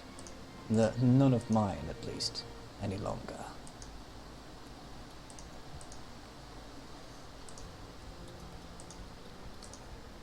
And after that, he kind of just puts his halberd down beside him and starts chanting some ancient tongue to start resurrecting the skeletons, but they are no longer hostile. Congratulations, battle win. I think I'm going to take the opportunity while he's chanting to check the necessary healing of any of the party members, including Wilfred there. Aranam took a nick but isn't bloodied. Everyone else is... Tom's got slight damage, very slight. Bruta has slight. Tuffy has slight. Wilfred is still bloody. Wilford's the only one who needs actual medical attention. In that case, what I recommend is you guys who need healing, stand around Wilford and I'll hit him with a healing bomb. Then let it splash over on you. Wilfred's Okie guy's dokie. standing there looking at the skeleton guy and he goes, "What is this trial of wisdom?" "Oh, far be it from me to give you any hints on it. You have passed the trial of strength. The rest is down to you. Wilford looks a bit annoyed at that because he says that he has another trial but doesn't know what the fuck it is.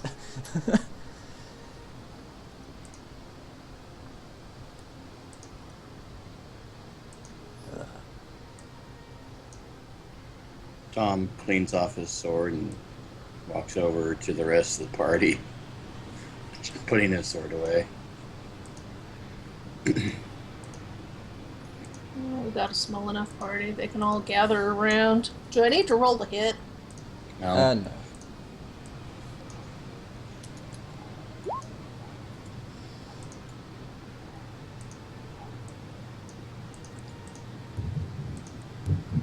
Yeah, that's definitely thunder. Oh, I can hear that. Yeah. Yeah, that's not coming from my end.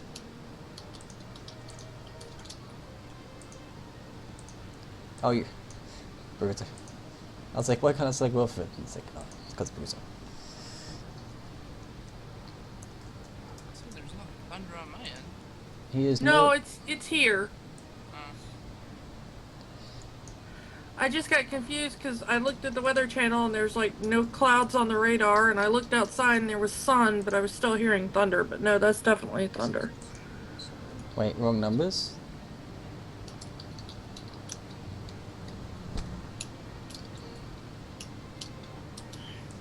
Yeah, I accidentally put in +7 instead of +4. Oh, okay. Wilford is no longer bloodied. And I think everybody else is full health, those who got the 8. I don't think anyone took more than 8 damage from their maximum, well, after the first heal that Tom got. Yeah, that brings mine back up. Health at full.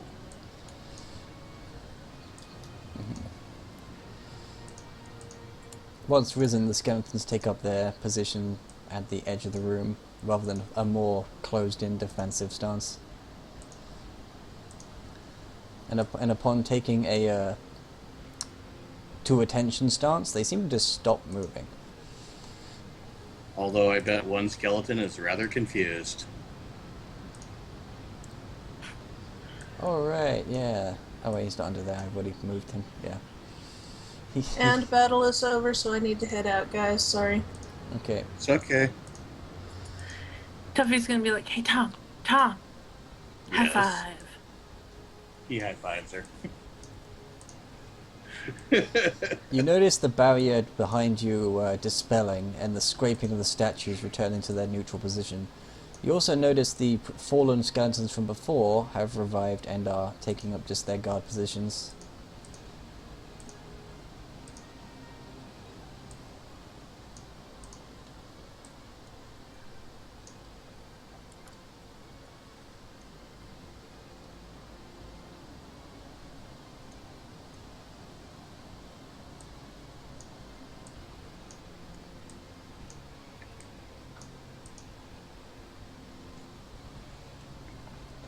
Alright, that is combat over. I should be closing this now.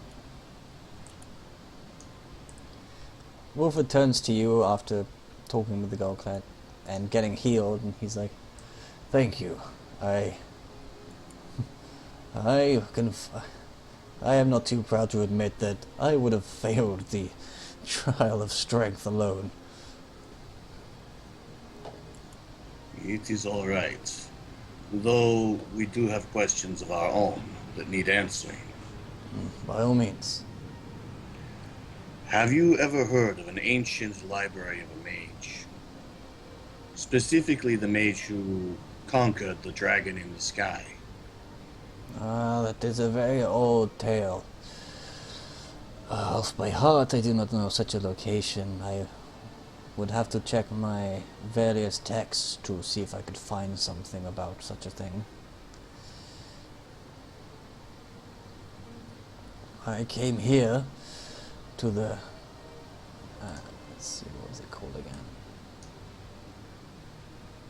Haunt of the Ebon Oracle. To seek knowledge, though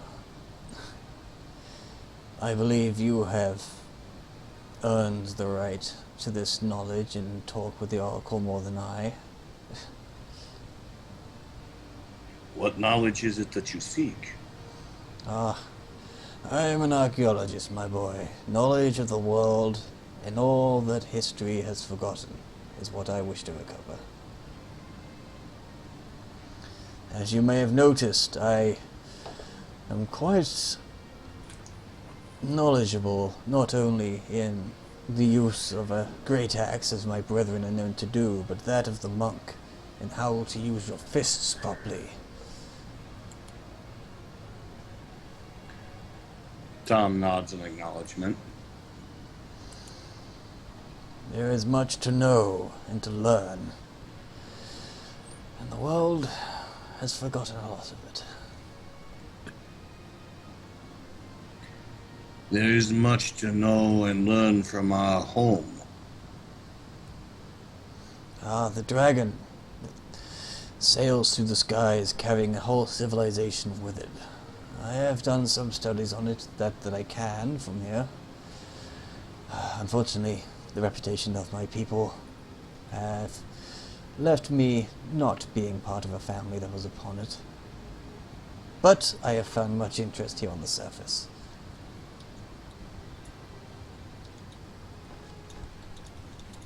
Tom seems to go quiet for a bit.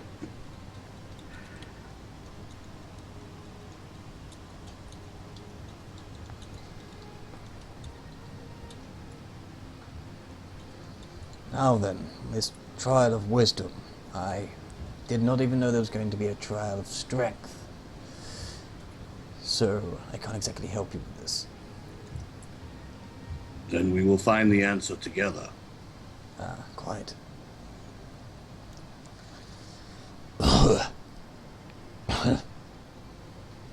He just spits a bit of the blood from the battle on the floor.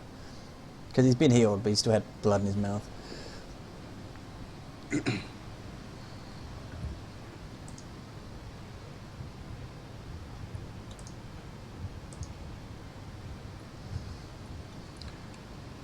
I do believe it is time for us to return to the city. If nothing else, we can use your research abilities to help find the next trial. The gold skeleton chuckles.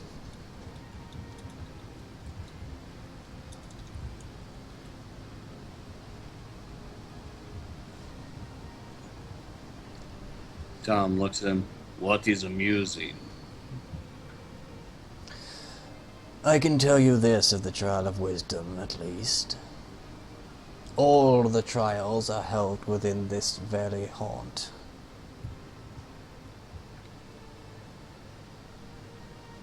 Very well. Thank you very much. Ah.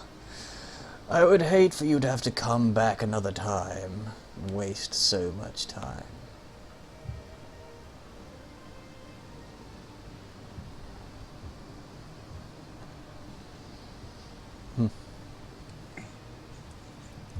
Then I suppose it is time for us to explore this area more thoroughly. Now that I am not in constant attack, then yes, it would be a lot easier to do that. That link you put in there, Kiki, is hilarious. Oh, I'm gonna yeah. just put it up for the stream briefly. You'll be Yeah, so that angry is- that you hit a that is motherfucker one with another motherfucker. Tom has. Yeah, that was literally all I could think of when he described that. I was like, is he really gonna do that meme?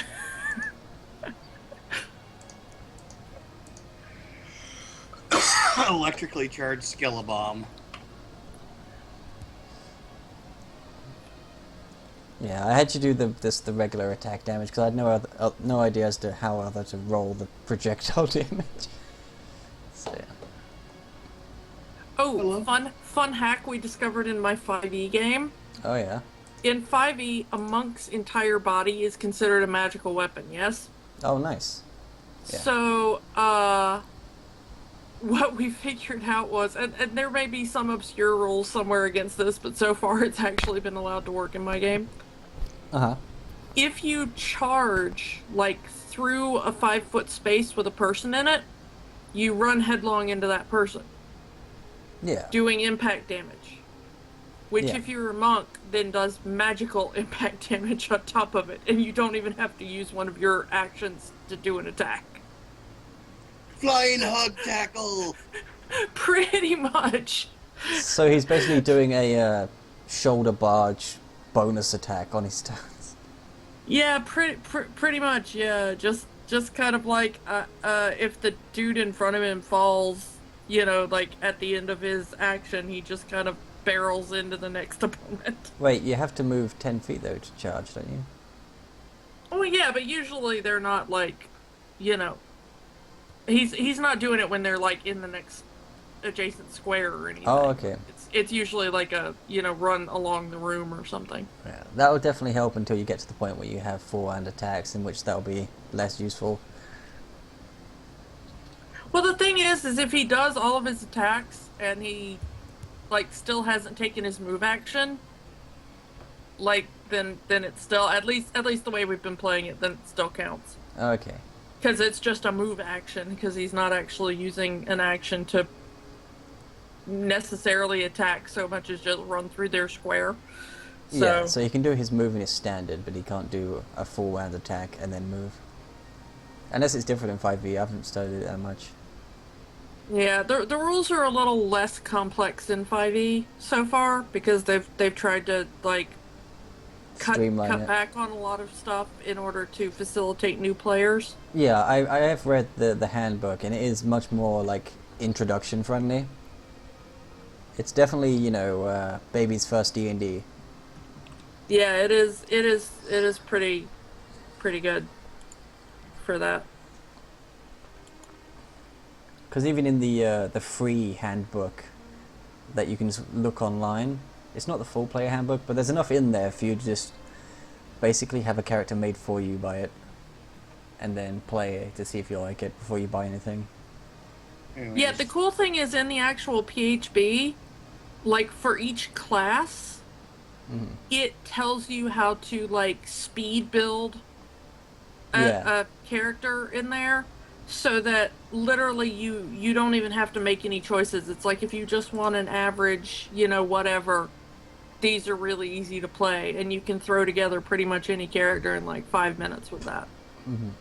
But anyway, back to this game. Sorry. Tom is back in the green room and is carefully inspecting all the walls, going basically from left to right. Okay. There are, oh wait, I haven't revealed everything. Okay, revealing area time. There is a door here, and there are doors all along this wall. It's hard to tell the difference between revealed and not revealed, like when the base is grey. So there. Well, the southern wall seems to be not well revealed. Okay, there's 1, 2, 3, 4 doors in the southern wall. Can you see them? Like just the red part of 1, what's 2, revealed? 3. 1, 2. Okay, so you can't see 3. them. Good. Okay. Well, in that case, What? Tom makes a full circuit and starts opening doors. Yeah, Tuffy's gonna come with the joining, and she's going to roll a perception. Okay. So there's that one that I think is already revealed. I'm just double checking. There is a small storage room that seems to be attached to the circular chamber. The round circular chamber. There is a room here that has various rugs and carpets inside of it. Some just lavish luxury fabric items. In here is what seems to be... what is that, do you think? Some form of study. with what seems to be stone, not stone, what seems to be almost like gargoyles, but made out of various species bones. There is an empty cell, and there is a room with 2 torches and not much else. There is also a room with 2 torches and a couple of banners. Hopefully that should be all revealed to you now. Yeah, it is. Wilford is inspecting the pool that he basically just in combat passed by. Aaron and Kiki are just kind of having a chat with one another, letting you do the investigating because they're not the best at the investigating. Because Tal's already gone, isn't she? Yeah. So, Tuffy and Bruiser are gonna go over here, and she's going to with the searching of this room. Okay. Yeah. Tom is going to do the same with the other 2 torch room. Okay, within that room you find that the banners have nothing behind them, and in front of you oh wait, there is a panel there from the looks of things, and that the dusty Odin panel leaning up against the wall seems to be a long since abandoned wooden bed frame that's just leaning against the wall.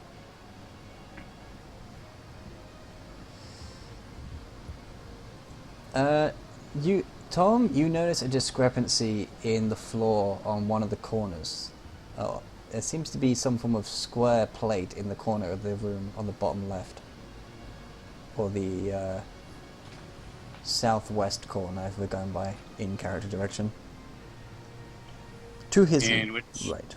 Yeah. In which case, Tom calls for the trap expert. Tuffy! Tuffy's like, oh, I wanted to find something.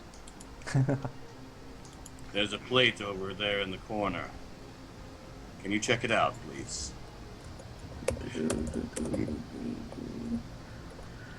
Searching for traps. You do not find any traps. Tuffy's like, I don't see nothing. Tom decides to risk it and step on the plate. You step on the plate. And upon stepping on the plate, it glows. And the square becomes lit with light that seems to form a little kind of box around Tom. And there is a voice.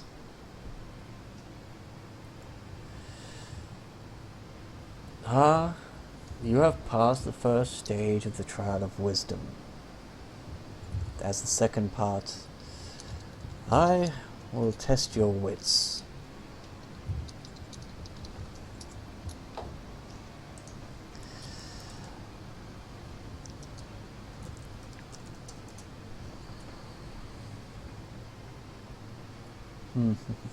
Thing is, Tom's doing this with average wisdom.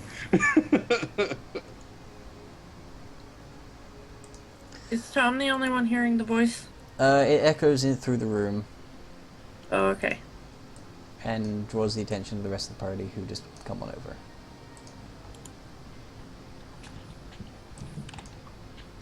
Boop. Boop. Guess you can go over there.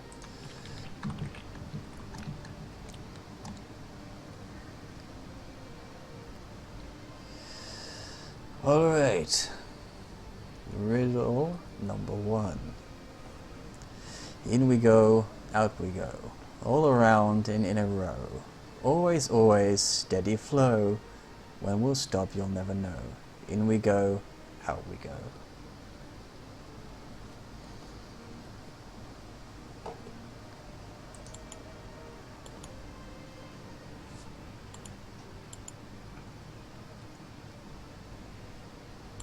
Now, you don't need to roll to try and solve this.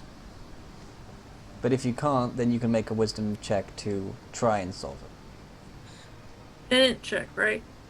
It'll be a wisdom check to try and solve it if you can't think of it yourself. Why would be wisdom and not int? Because it's more figuring things out than knowing something. Because it's a riddle. It's about like thinking outside the box and stuff like that. And it's also called the Trial of Wisdom. That's my excuse, and I'm sticking to it. Makes sense. Is the next trial going to be the trial of courage? No, nor is it going to be power. Well, we already did power.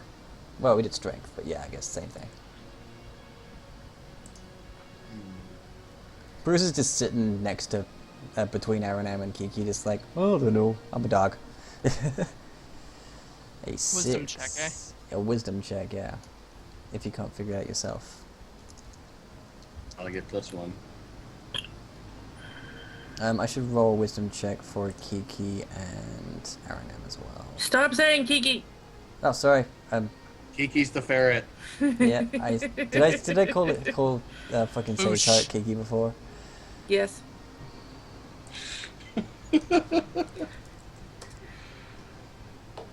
Oh wow, 22.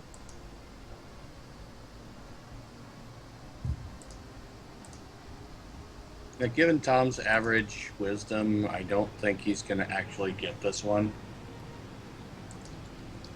I got a 6.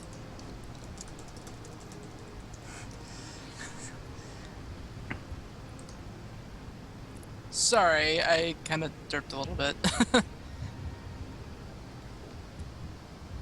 At least you have a plus to your roll, and you rolled really high.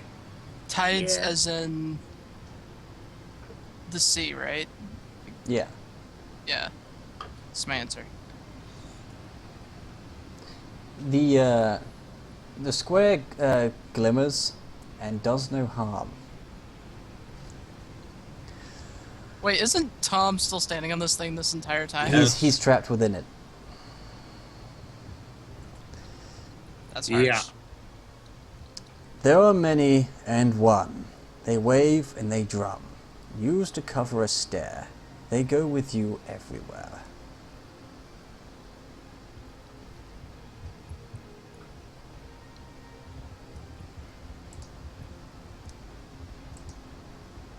What am I?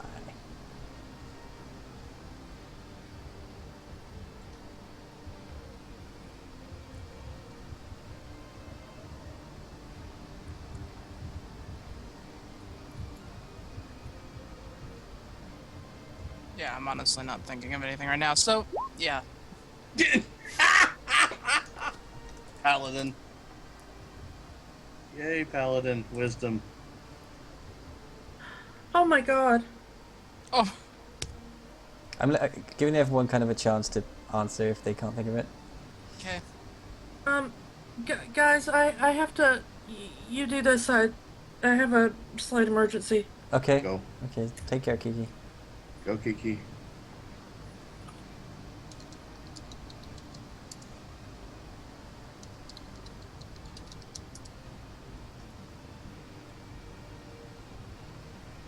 I can't think of it, so... Okay. I'm happy with the Paladin answering all these questions. Paladin humor. Genevieve just does jazz hands and she goes, it's hands. Wow. The energy sparkles.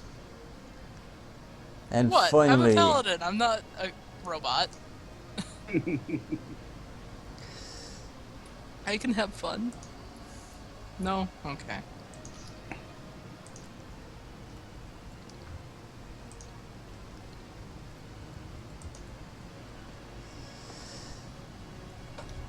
this creature, part man and part tree, hates the termite as much as the flea. His tracks do not match, and his limbs may detach, but he's not a strange creature to see. What is it?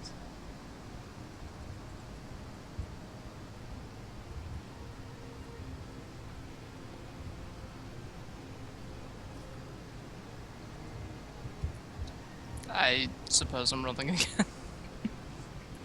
These are all stumping me. You just made a pun, but you didn't even realize. Oh my god.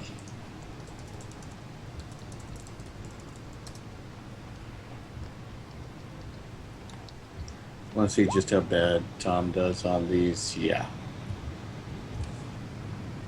This is why Tom is not answering these. Shall I? Sure. Yes. A man with a wooden leg. The barrier twinkles and vanishes, as does the wall in front of you. You alright, Tom? I'm fine, thanks to your wisdom. It's a living.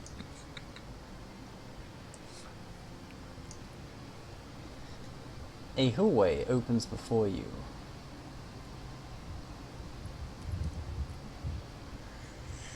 Well, Tom will take lead. I guess I should have mentioned what I was doing. Well, it Yeah, says probably. in your thingy, so... Yeah. Okay, so look first and then Tom will take lead. Perception check the hallway. You see everything. You see another plate on the other side of the wall. Tom, there's another plate in there. I might as well be the guinea pig. Goes to step on the plate, quite intentionally.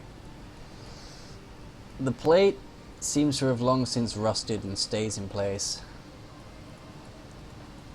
Hmm. It was not protected from the elements as the magic one was. Okay, Tom will take a kunai from his belt and actually try to pry the plate up. Strength check? Okay. Blink.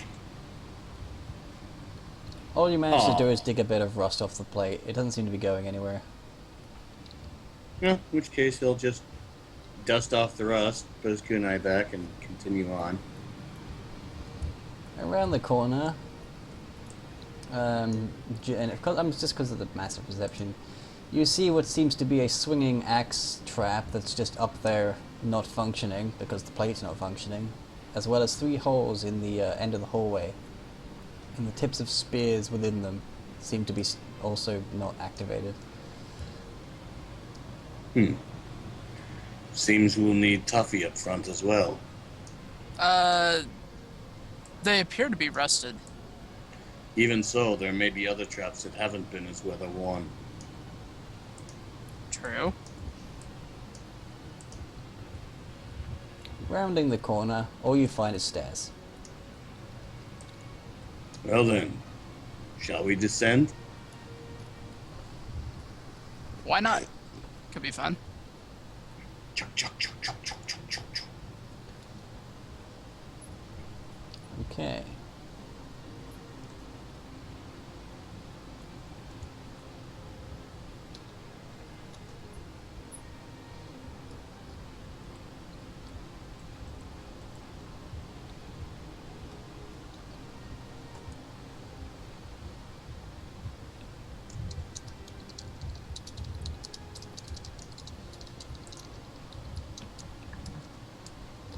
Okay. You're just gonna disappear for a sec while I move you to another room that's not revealed yet.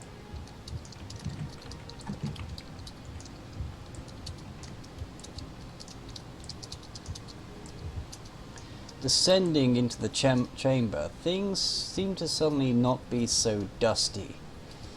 In fact, there is a rather gleaming silver gate that upon your approach opens before you. It's as if time itself does not affect this room.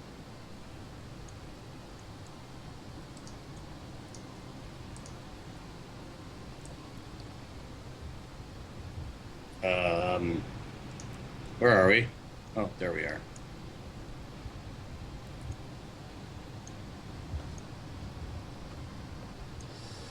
Oops, too close.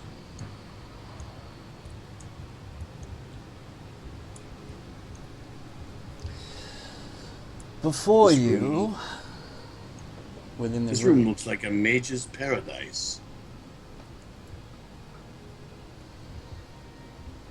at the end of the room, upon her seat, flanked by a pair of what seem to be dragon statues, is a woman who seems youthful yet ancient.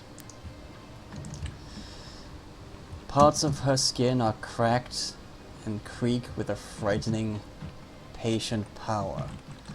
Some of the horns that address her head are ancient and brittle, and others seem absolutely pristine.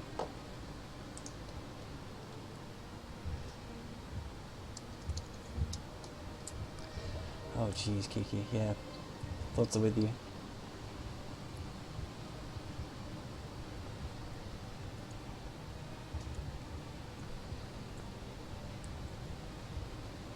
Okay, I'm sorry, I really wasn't paying attention due to what just happened. Could you say that again? Okay. The woman seems to be covered with as much skin as she does scales. Some of them are cracked and creak with frightening power. Well, frightening patient power. Some of her horns are ancient and brittle, and some of them seem absolutely new and pristine.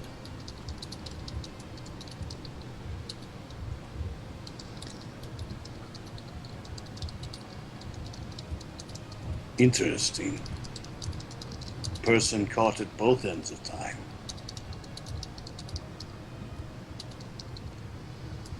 Caught at both ends, perhaps.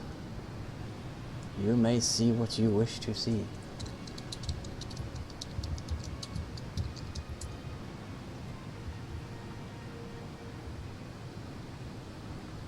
Wolford steps forward and seems fascinated yet humbled.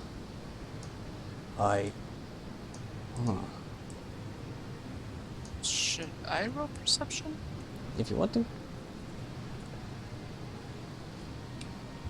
In your awe, you find yourself paying less attention to the room and more to the figure before you. There is, however, a deep bowl that seems to be an eye of sorts in shape, and the liquid within it is a really unnatural, deep, if not infinite blue. On your left is a window, beyond which seems to be an aquarium of sorts, with various plant life and fish swimming within it. Aranam's eyes kind of like, it's like fish. Aranam is now glued to the aquarium and trying to talk to the fish by moving his lips. Mm-hmm. Gonna check out this thing over here.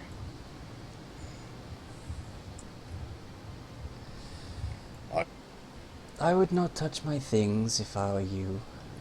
They are delicate and powerful. I was just gonna look, but okay. I'm just giving you fair warning. Gonna step back now.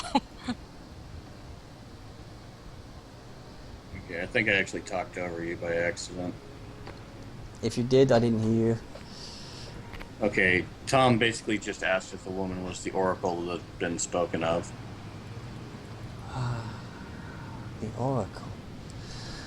Such a name I have not been called for thousands of years. Welcome to my humble abode. You have passed the trials of strength and wisdom, and found yourself worthy to stand before me. Now, I know what adventures you are on. I know what your goals are. Though I appear as a mere woman before you, I choose this form so as not to draw your anger immediately. As you may know from the dragon that was slain many thousands of years ago in the Great Cataclysm, the world upon the surface turned against all dragons, hunted them, killed them, regardless of their alignment or desires for the world. Those left behind were not exactly merciful. And upon knowing the power of my particular breed, I had to be locked away, for the desires of mortal species. They corrupt absolutely when they find absolute power. So I remained here. And as long as your request is beneficial to the realm, I may consider it. If you have been following our adventures, then you know where we are from and who my clan is. I also know where you intend to find.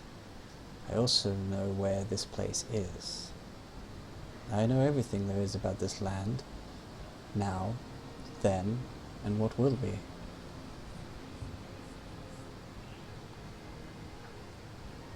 But I talk of dragons, for I am one. I just appear as a human woman to you, for the opinion of dragons has fallen substantially over the last few thousand years.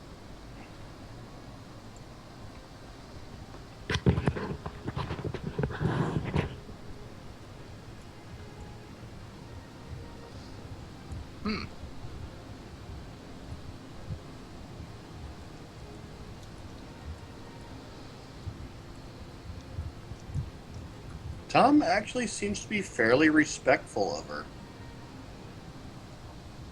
taking an appropriate, honorable stance and keeping his hands away from his weapons.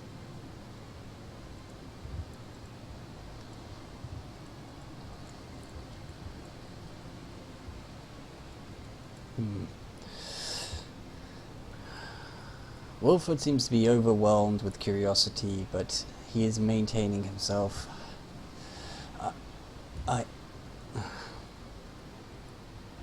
If not for these people, I wouldn't have survived the trial of strength.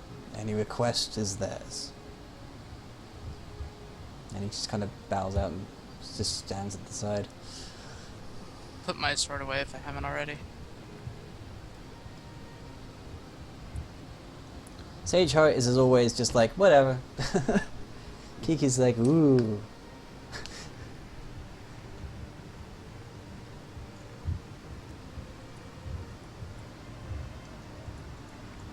Great Dragon, I only ask that you help us complete our quest in whatever small way you may. And, if it please you, satisfy whatever curiosities the orc has.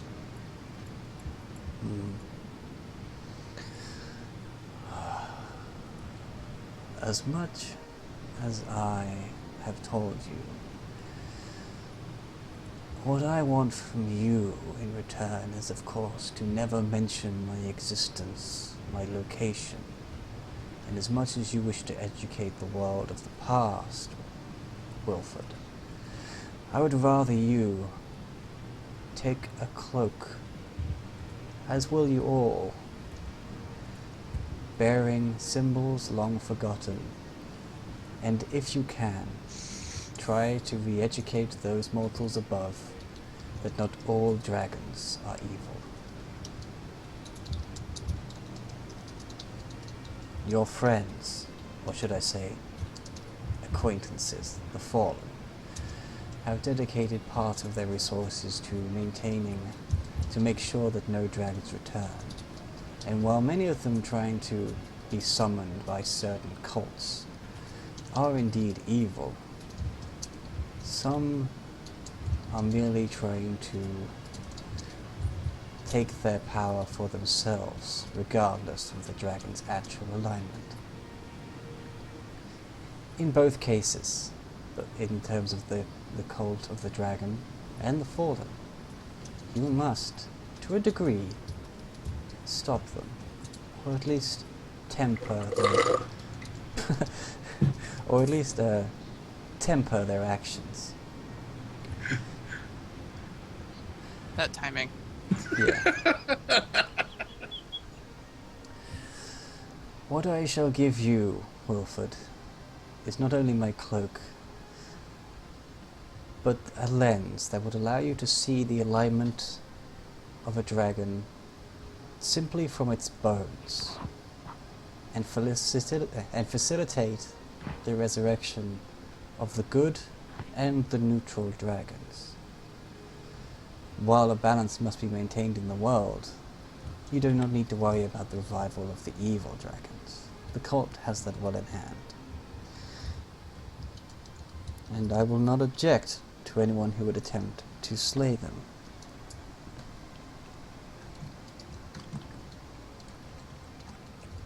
For dragons, in all their power, all their wisdom, do not always have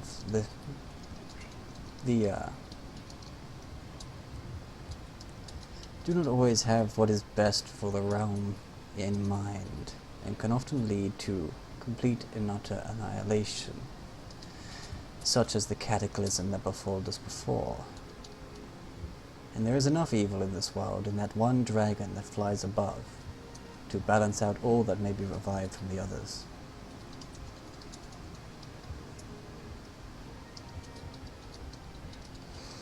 Now, to you,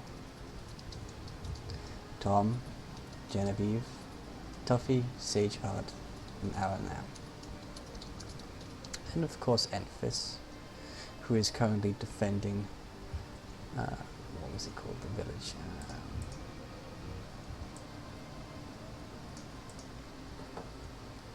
I think they were at Currently Westfall defending- to the south. Currently defending Grey Wolf Village with your ally, Rising Phoenix.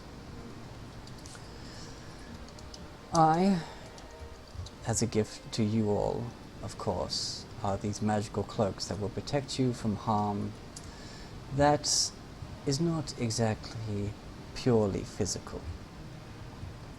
And I shall also create you a guide to find the archive for you and show you the ways to open it. And you would think such things would take forever.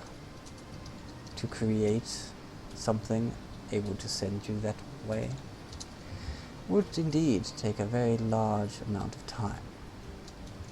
But in this room, time is simply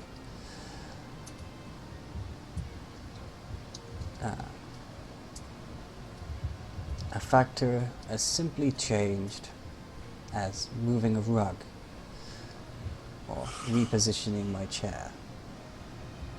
So if you would just give me one simple moment, I shall have for you all of these items that I have discussed.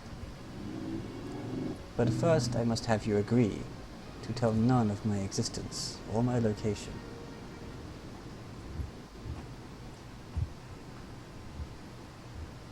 I have no desire to say anything. Tom simply goes into full kowtow. Wilford nods and agrees. Tuffy's like, okay. And Sageheart is like, whatever. Okay. Some secrets are worth keeping. Mm-hmm. And Aram's like, aren't some of these fish here extinct? Well, perhaps that shows my point as to how little hold time has over this place. Oh, well, I agree. And he kind of just steps back to the party.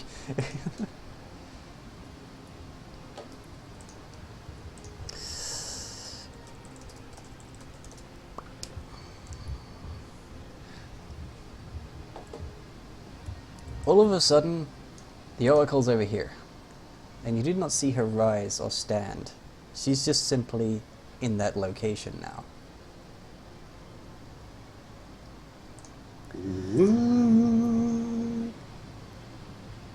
Now,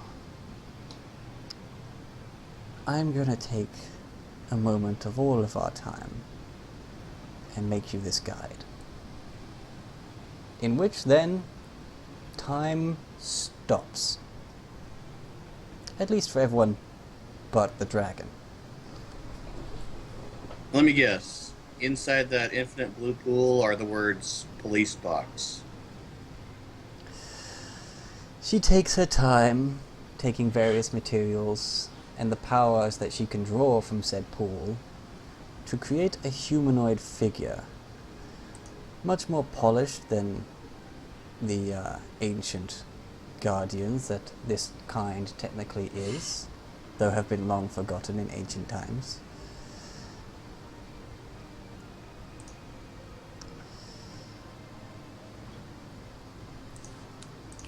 Okay.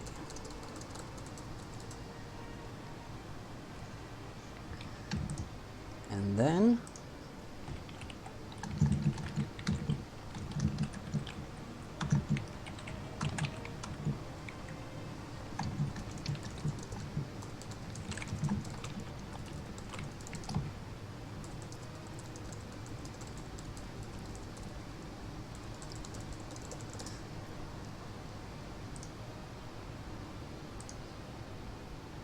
okay. One moment.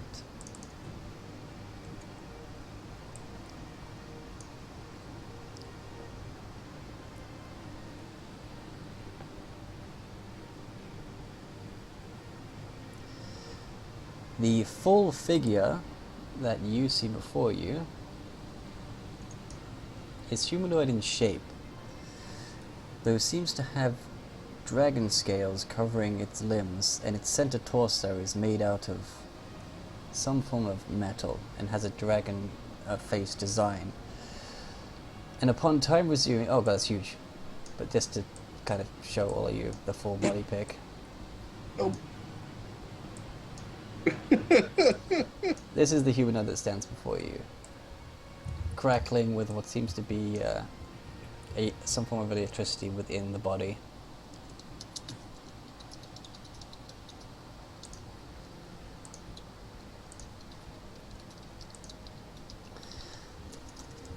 And the completed figure seems to be floating above the pool, as it were.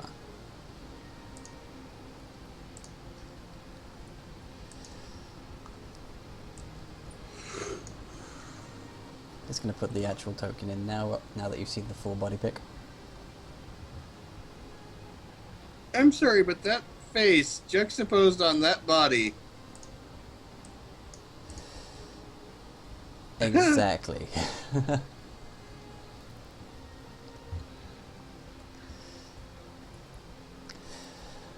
Shiny. Dragoness has a sense of humor. Wanting to Shiny. make the creature as intimidating as wait, what's the opposite of that? As friendly looking as possible, with the manner of life that it is, the Dragoness has given it a false face, as it were, to try and make it appear more feminine and friendly, complete with a smile, despite its bulky body and dragon scale covered limbs. This shall be your guide. Her name shall be Saphira, and I shall grant her a portion of my power and the knowledge to guide you. And upon saying that, the light within the shell of the humanoid creature sparks brighter, and the eyes light up, and the gem upon the top actually starts to glow and radiate heat. And it wakes up, so to speak. Hello, everyone. Hey, listen! Watch out! No. Why? Why? Just why?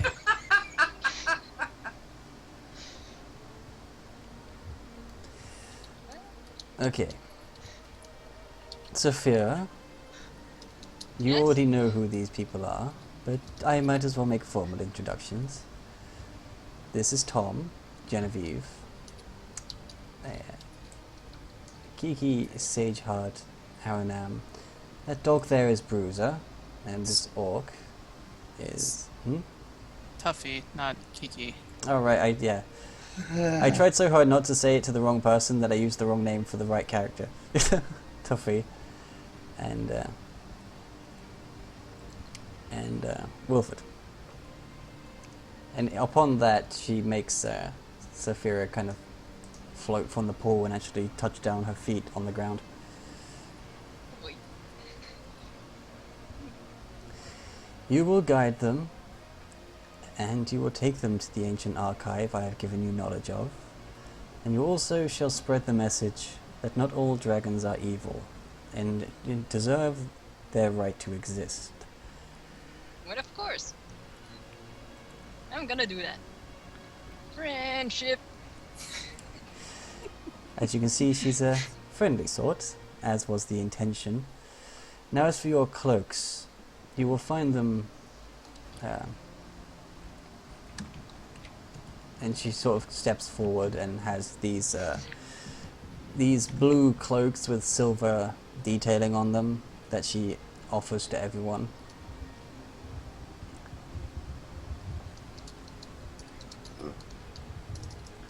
Oh, and Saphira, as I told the others, and that you already know of, you are not to tell anyone of my particular existence or my location.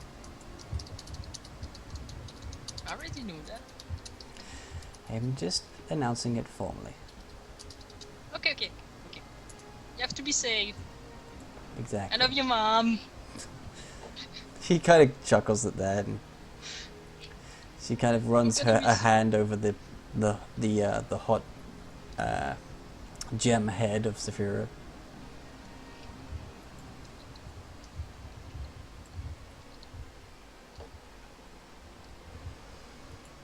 Now, even for one such as me, creating life is a little tiresome.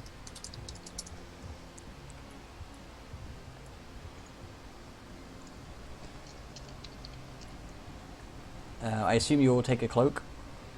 Yeah. They are cloak of resistances +2.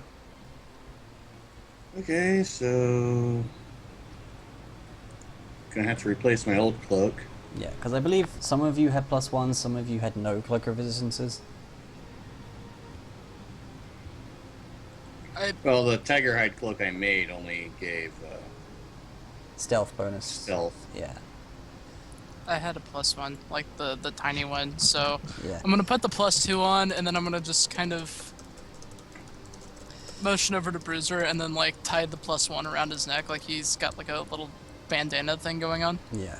Saphira doesn't get one because it would just ignite. But she does get an equivalent gem that has been augmented within her. So basically you have a gem of resistance +2. Right. Okay, does this resistance go on fortitude, reflex, and will, or does it go on AC? It goes, resistance is all saves. So +2 to all your saves. Ah. But not your So AC. fort, reflex, and will. Yeah.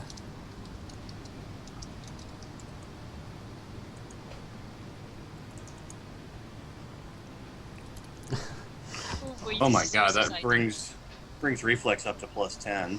Yes, because the old halfling cloak was a small size, it does tuck nicely into the collar of Bruiser's armor, and he can wear it. Perfect.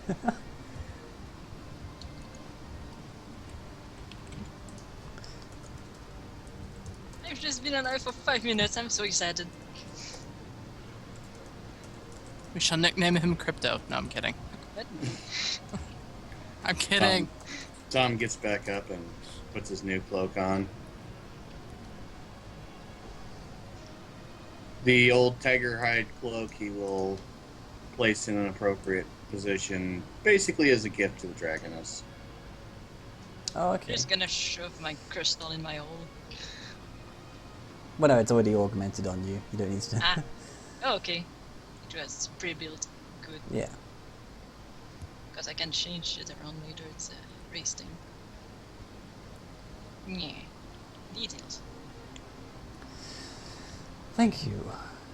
Such little trinkets might not mean much to some, but after being alive as long as I have, and you being the first encounter of life for thousands of years, I really do appreciate such gifts to remember you by.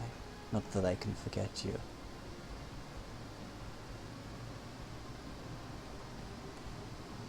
She takes it and she finds an appropriate spot to sort of just hang it up.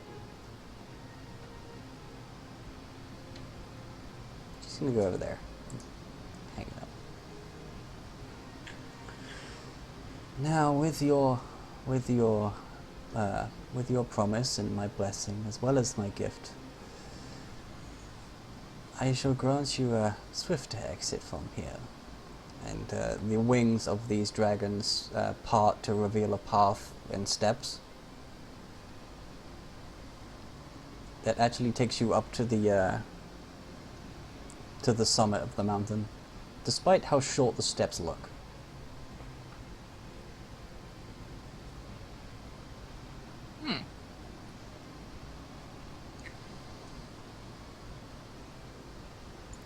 Thank you very much, Great One, for all you have done. I have done much, but it is what you do with my gift, and your actions that shall shape the future of this world. Okay, bye, Mom. I'll be good. Hug. Take care, Sophia. Then I joined others. Friendship. So bad.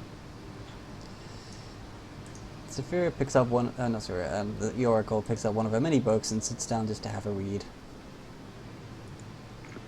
With that, I guess we're just heading the hell out. Yeah.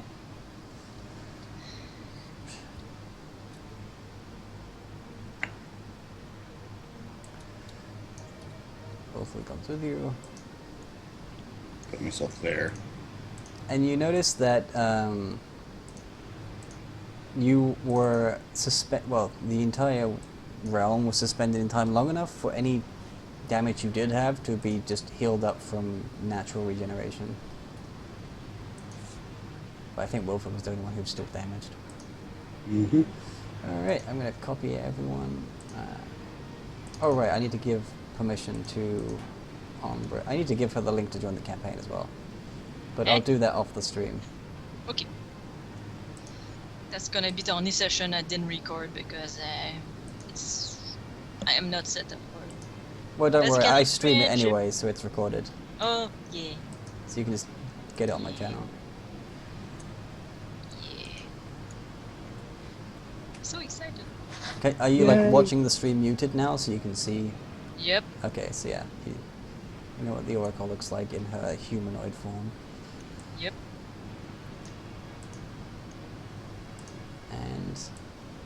And the others are gonna to see my introduction if they watch. Oh yeah. So I guess I'm just gonna quickly just bring Tom back just so that I can copy and paste all of you. I'm putting him at the front because then I can drag a smaller box to copy you without him later. Well, I assume I might not be up to speed to the story so far, but I know everyone's name, right? You know everyone's name, you know what their mission is, which is to find the ancient archives of the Grand Wizard, to find a ritual to strengthen the control of the great dragons flying in the air with an entire civilization upon it. Okie dokie. So that it may be back under the full control of the Grand Wizard and not cause another cataclysm. Okay. Yay. So you are actually, I'm just going to delete this one and click and drag everybody onto a stack tile because it's a big old map. Big old map. And so you guys are actually up here on the very peak of this mountain.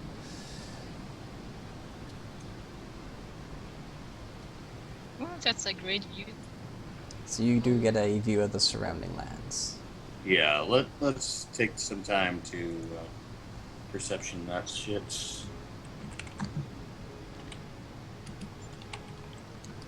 Mm. Well, I'm not in the game, so want me to perception do? I will quickly get you Ninja sees all. Yeah. I'm going to quickly get you the link to join the session. but then I just have to hide the Roll20 from the stream while I do it. Eh. Not that anybody would grab the like the link or anything silly like that. Well, I just changed my ranks a little since last time. Parce qu'elle a put a lot in perception because I figure. Yeah, and remember you can only put as many ranks into a skill that you have levels. 5. Yeah. Just that I got perception because of my class, so Yeah. I figure I'm gonna use it. Oh. Where is That's it? all right. Where's the link to let people join? Well, I already have the Roll20 open, so I just need Yeah, I'm looking for the. Because I need to give you a link to invite you to the party. It should be under speaking at the very top. Yeah, but it's not because after a while it stops paying attention to it. Ow. Let's see. I'm gonna keep scrolling up because maybe it's not gone. Maybe I just went too far. What is it, Kitty? View all chat entries for this campaign. Yeah, I wonder if that link will be in there though. Should be, at least at the very, Because very, very top. it was a masked link. So like whether or not it has the effect of that. No, not authorized. Shit. You know what? If I just refresh the page for myself, then I'll have the link again. There you go. Ugh. Oh, once you get in, it's a good idea to video plus voice nothing and nothing for broadcast and receive. I think she already has those settings because she was playing Kel's. She plays in Kel's campaign as well on this Roll20. Well, I guess I set that up automatically because I don't remember any of that. Ooh. Well, actually, if you're doing different games, you may have to set it differently. Because now that I think about it, I play in my friend Mike's campaign as well, and I had to set it up differently on his too for some reason. So. Yeah, but the face that you see on Saphira is metal. It's just that the sparks from the electricity within her are like reflecting off it to the point it just looks white and sparkly. Basically, it's that big crystal with a metal plate that's really, really reflecting. Yeah, very polished. And it's just giving her more of a face, otherwise she would just have the chest piece dragon face as her face. I would be like a golem in Chrono Trigger. Alright, so I sent you the link. Ooh, Well, I sent the group the link. So now I can bring that back. Boop. Join. I don't think anybody watching would be like trying to copy the link, but you never know. Let's see, color. So yeah, if you go into the cog, you can roll down to where it says video and voice and make sure it says nothing on all of those.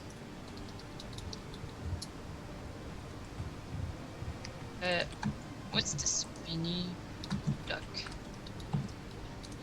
Yeah, the cog wheel. And then video and voice should have nothing in the first two.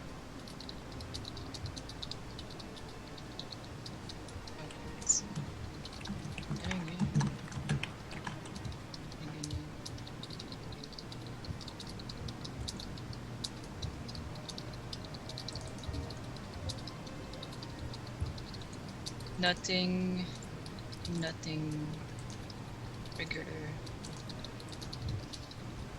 So I disabled both things. Yeah, that'll prevent you from having voice doubling.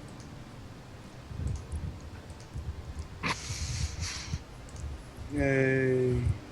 I'm shiny. There you are. So yes, you are on the very top of this mountain, which looks to be extremely tall, and how you managed to walk up it in just one flight of stairs is kind of ridiculous. But Tom, you do see everything. You see the cave over here, which is the one that was apparently reopened recently.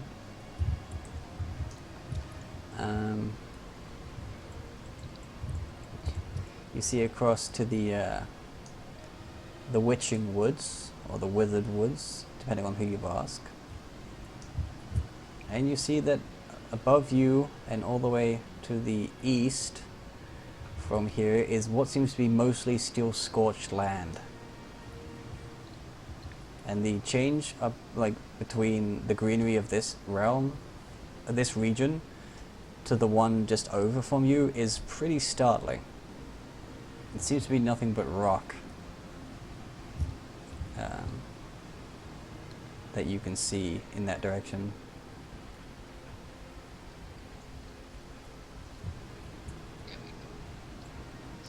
Although on the very, very horizon, with your 20, you can see the glimmer of what seems to be the tops of towers.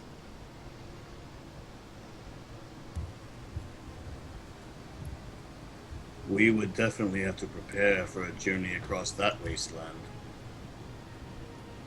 But there's something over there.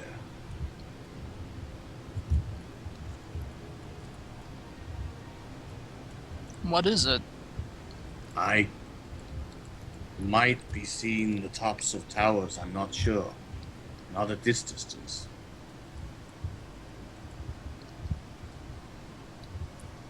But it is far across the wasteland. And there is no hunting or shelter between here and there.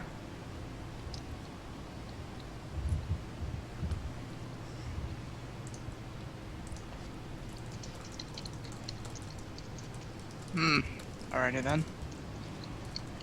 So if we are to make that trek, we may have to go back and resupply.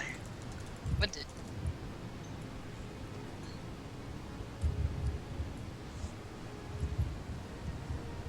Yeah, I think someone just got cut off. Saphira sees the same thing. Oh my god.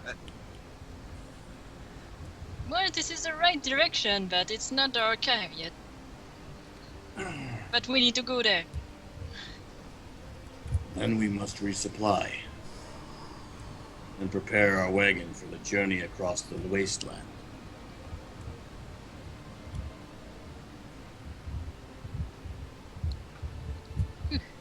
I don't see much.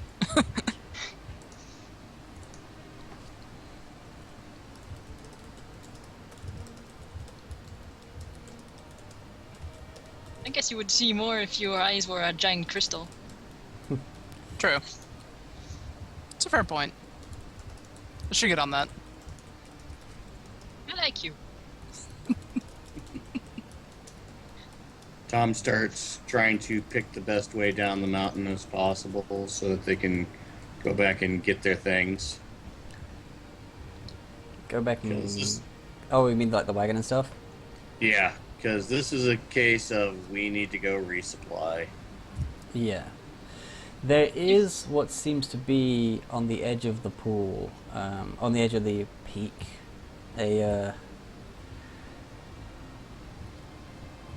what seems to be a flowing stream that just heads straight down the mountain. Yeah, we'll follow the stream, but I don't think we're going to go in the stream. Especially since I don't think all of us can swim.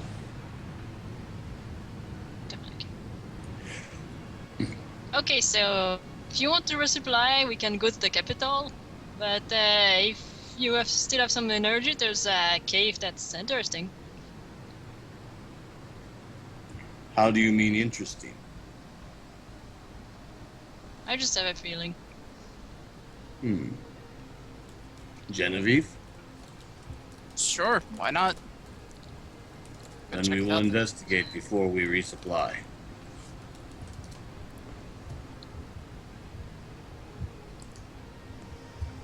Well, also, yeah, your perception. You do notice there seems to be in where the stream's coming out of the mountain, there does seem to be a gem in there. Ooh, Jim.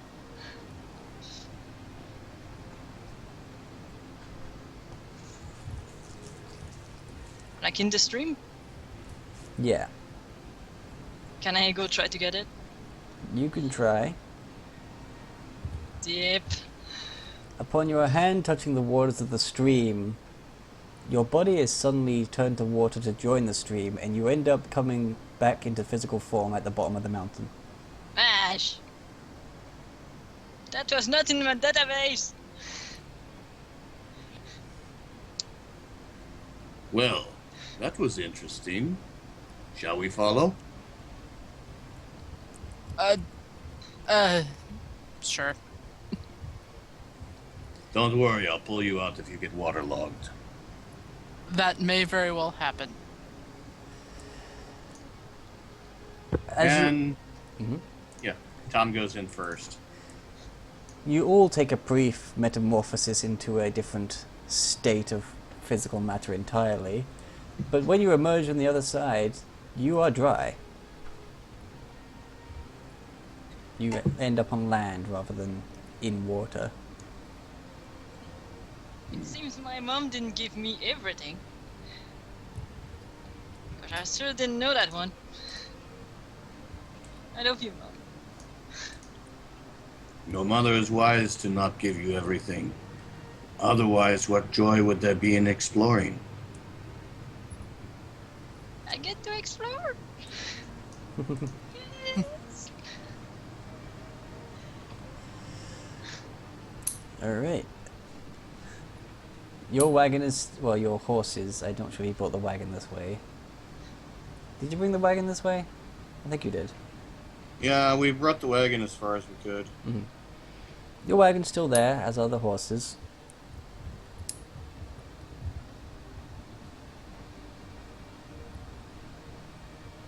And I think perhaps this might be a good point to call it for today. Okay. Yay. Friendship. Welcome to the party, hombre. Welcome, hombre. Ew.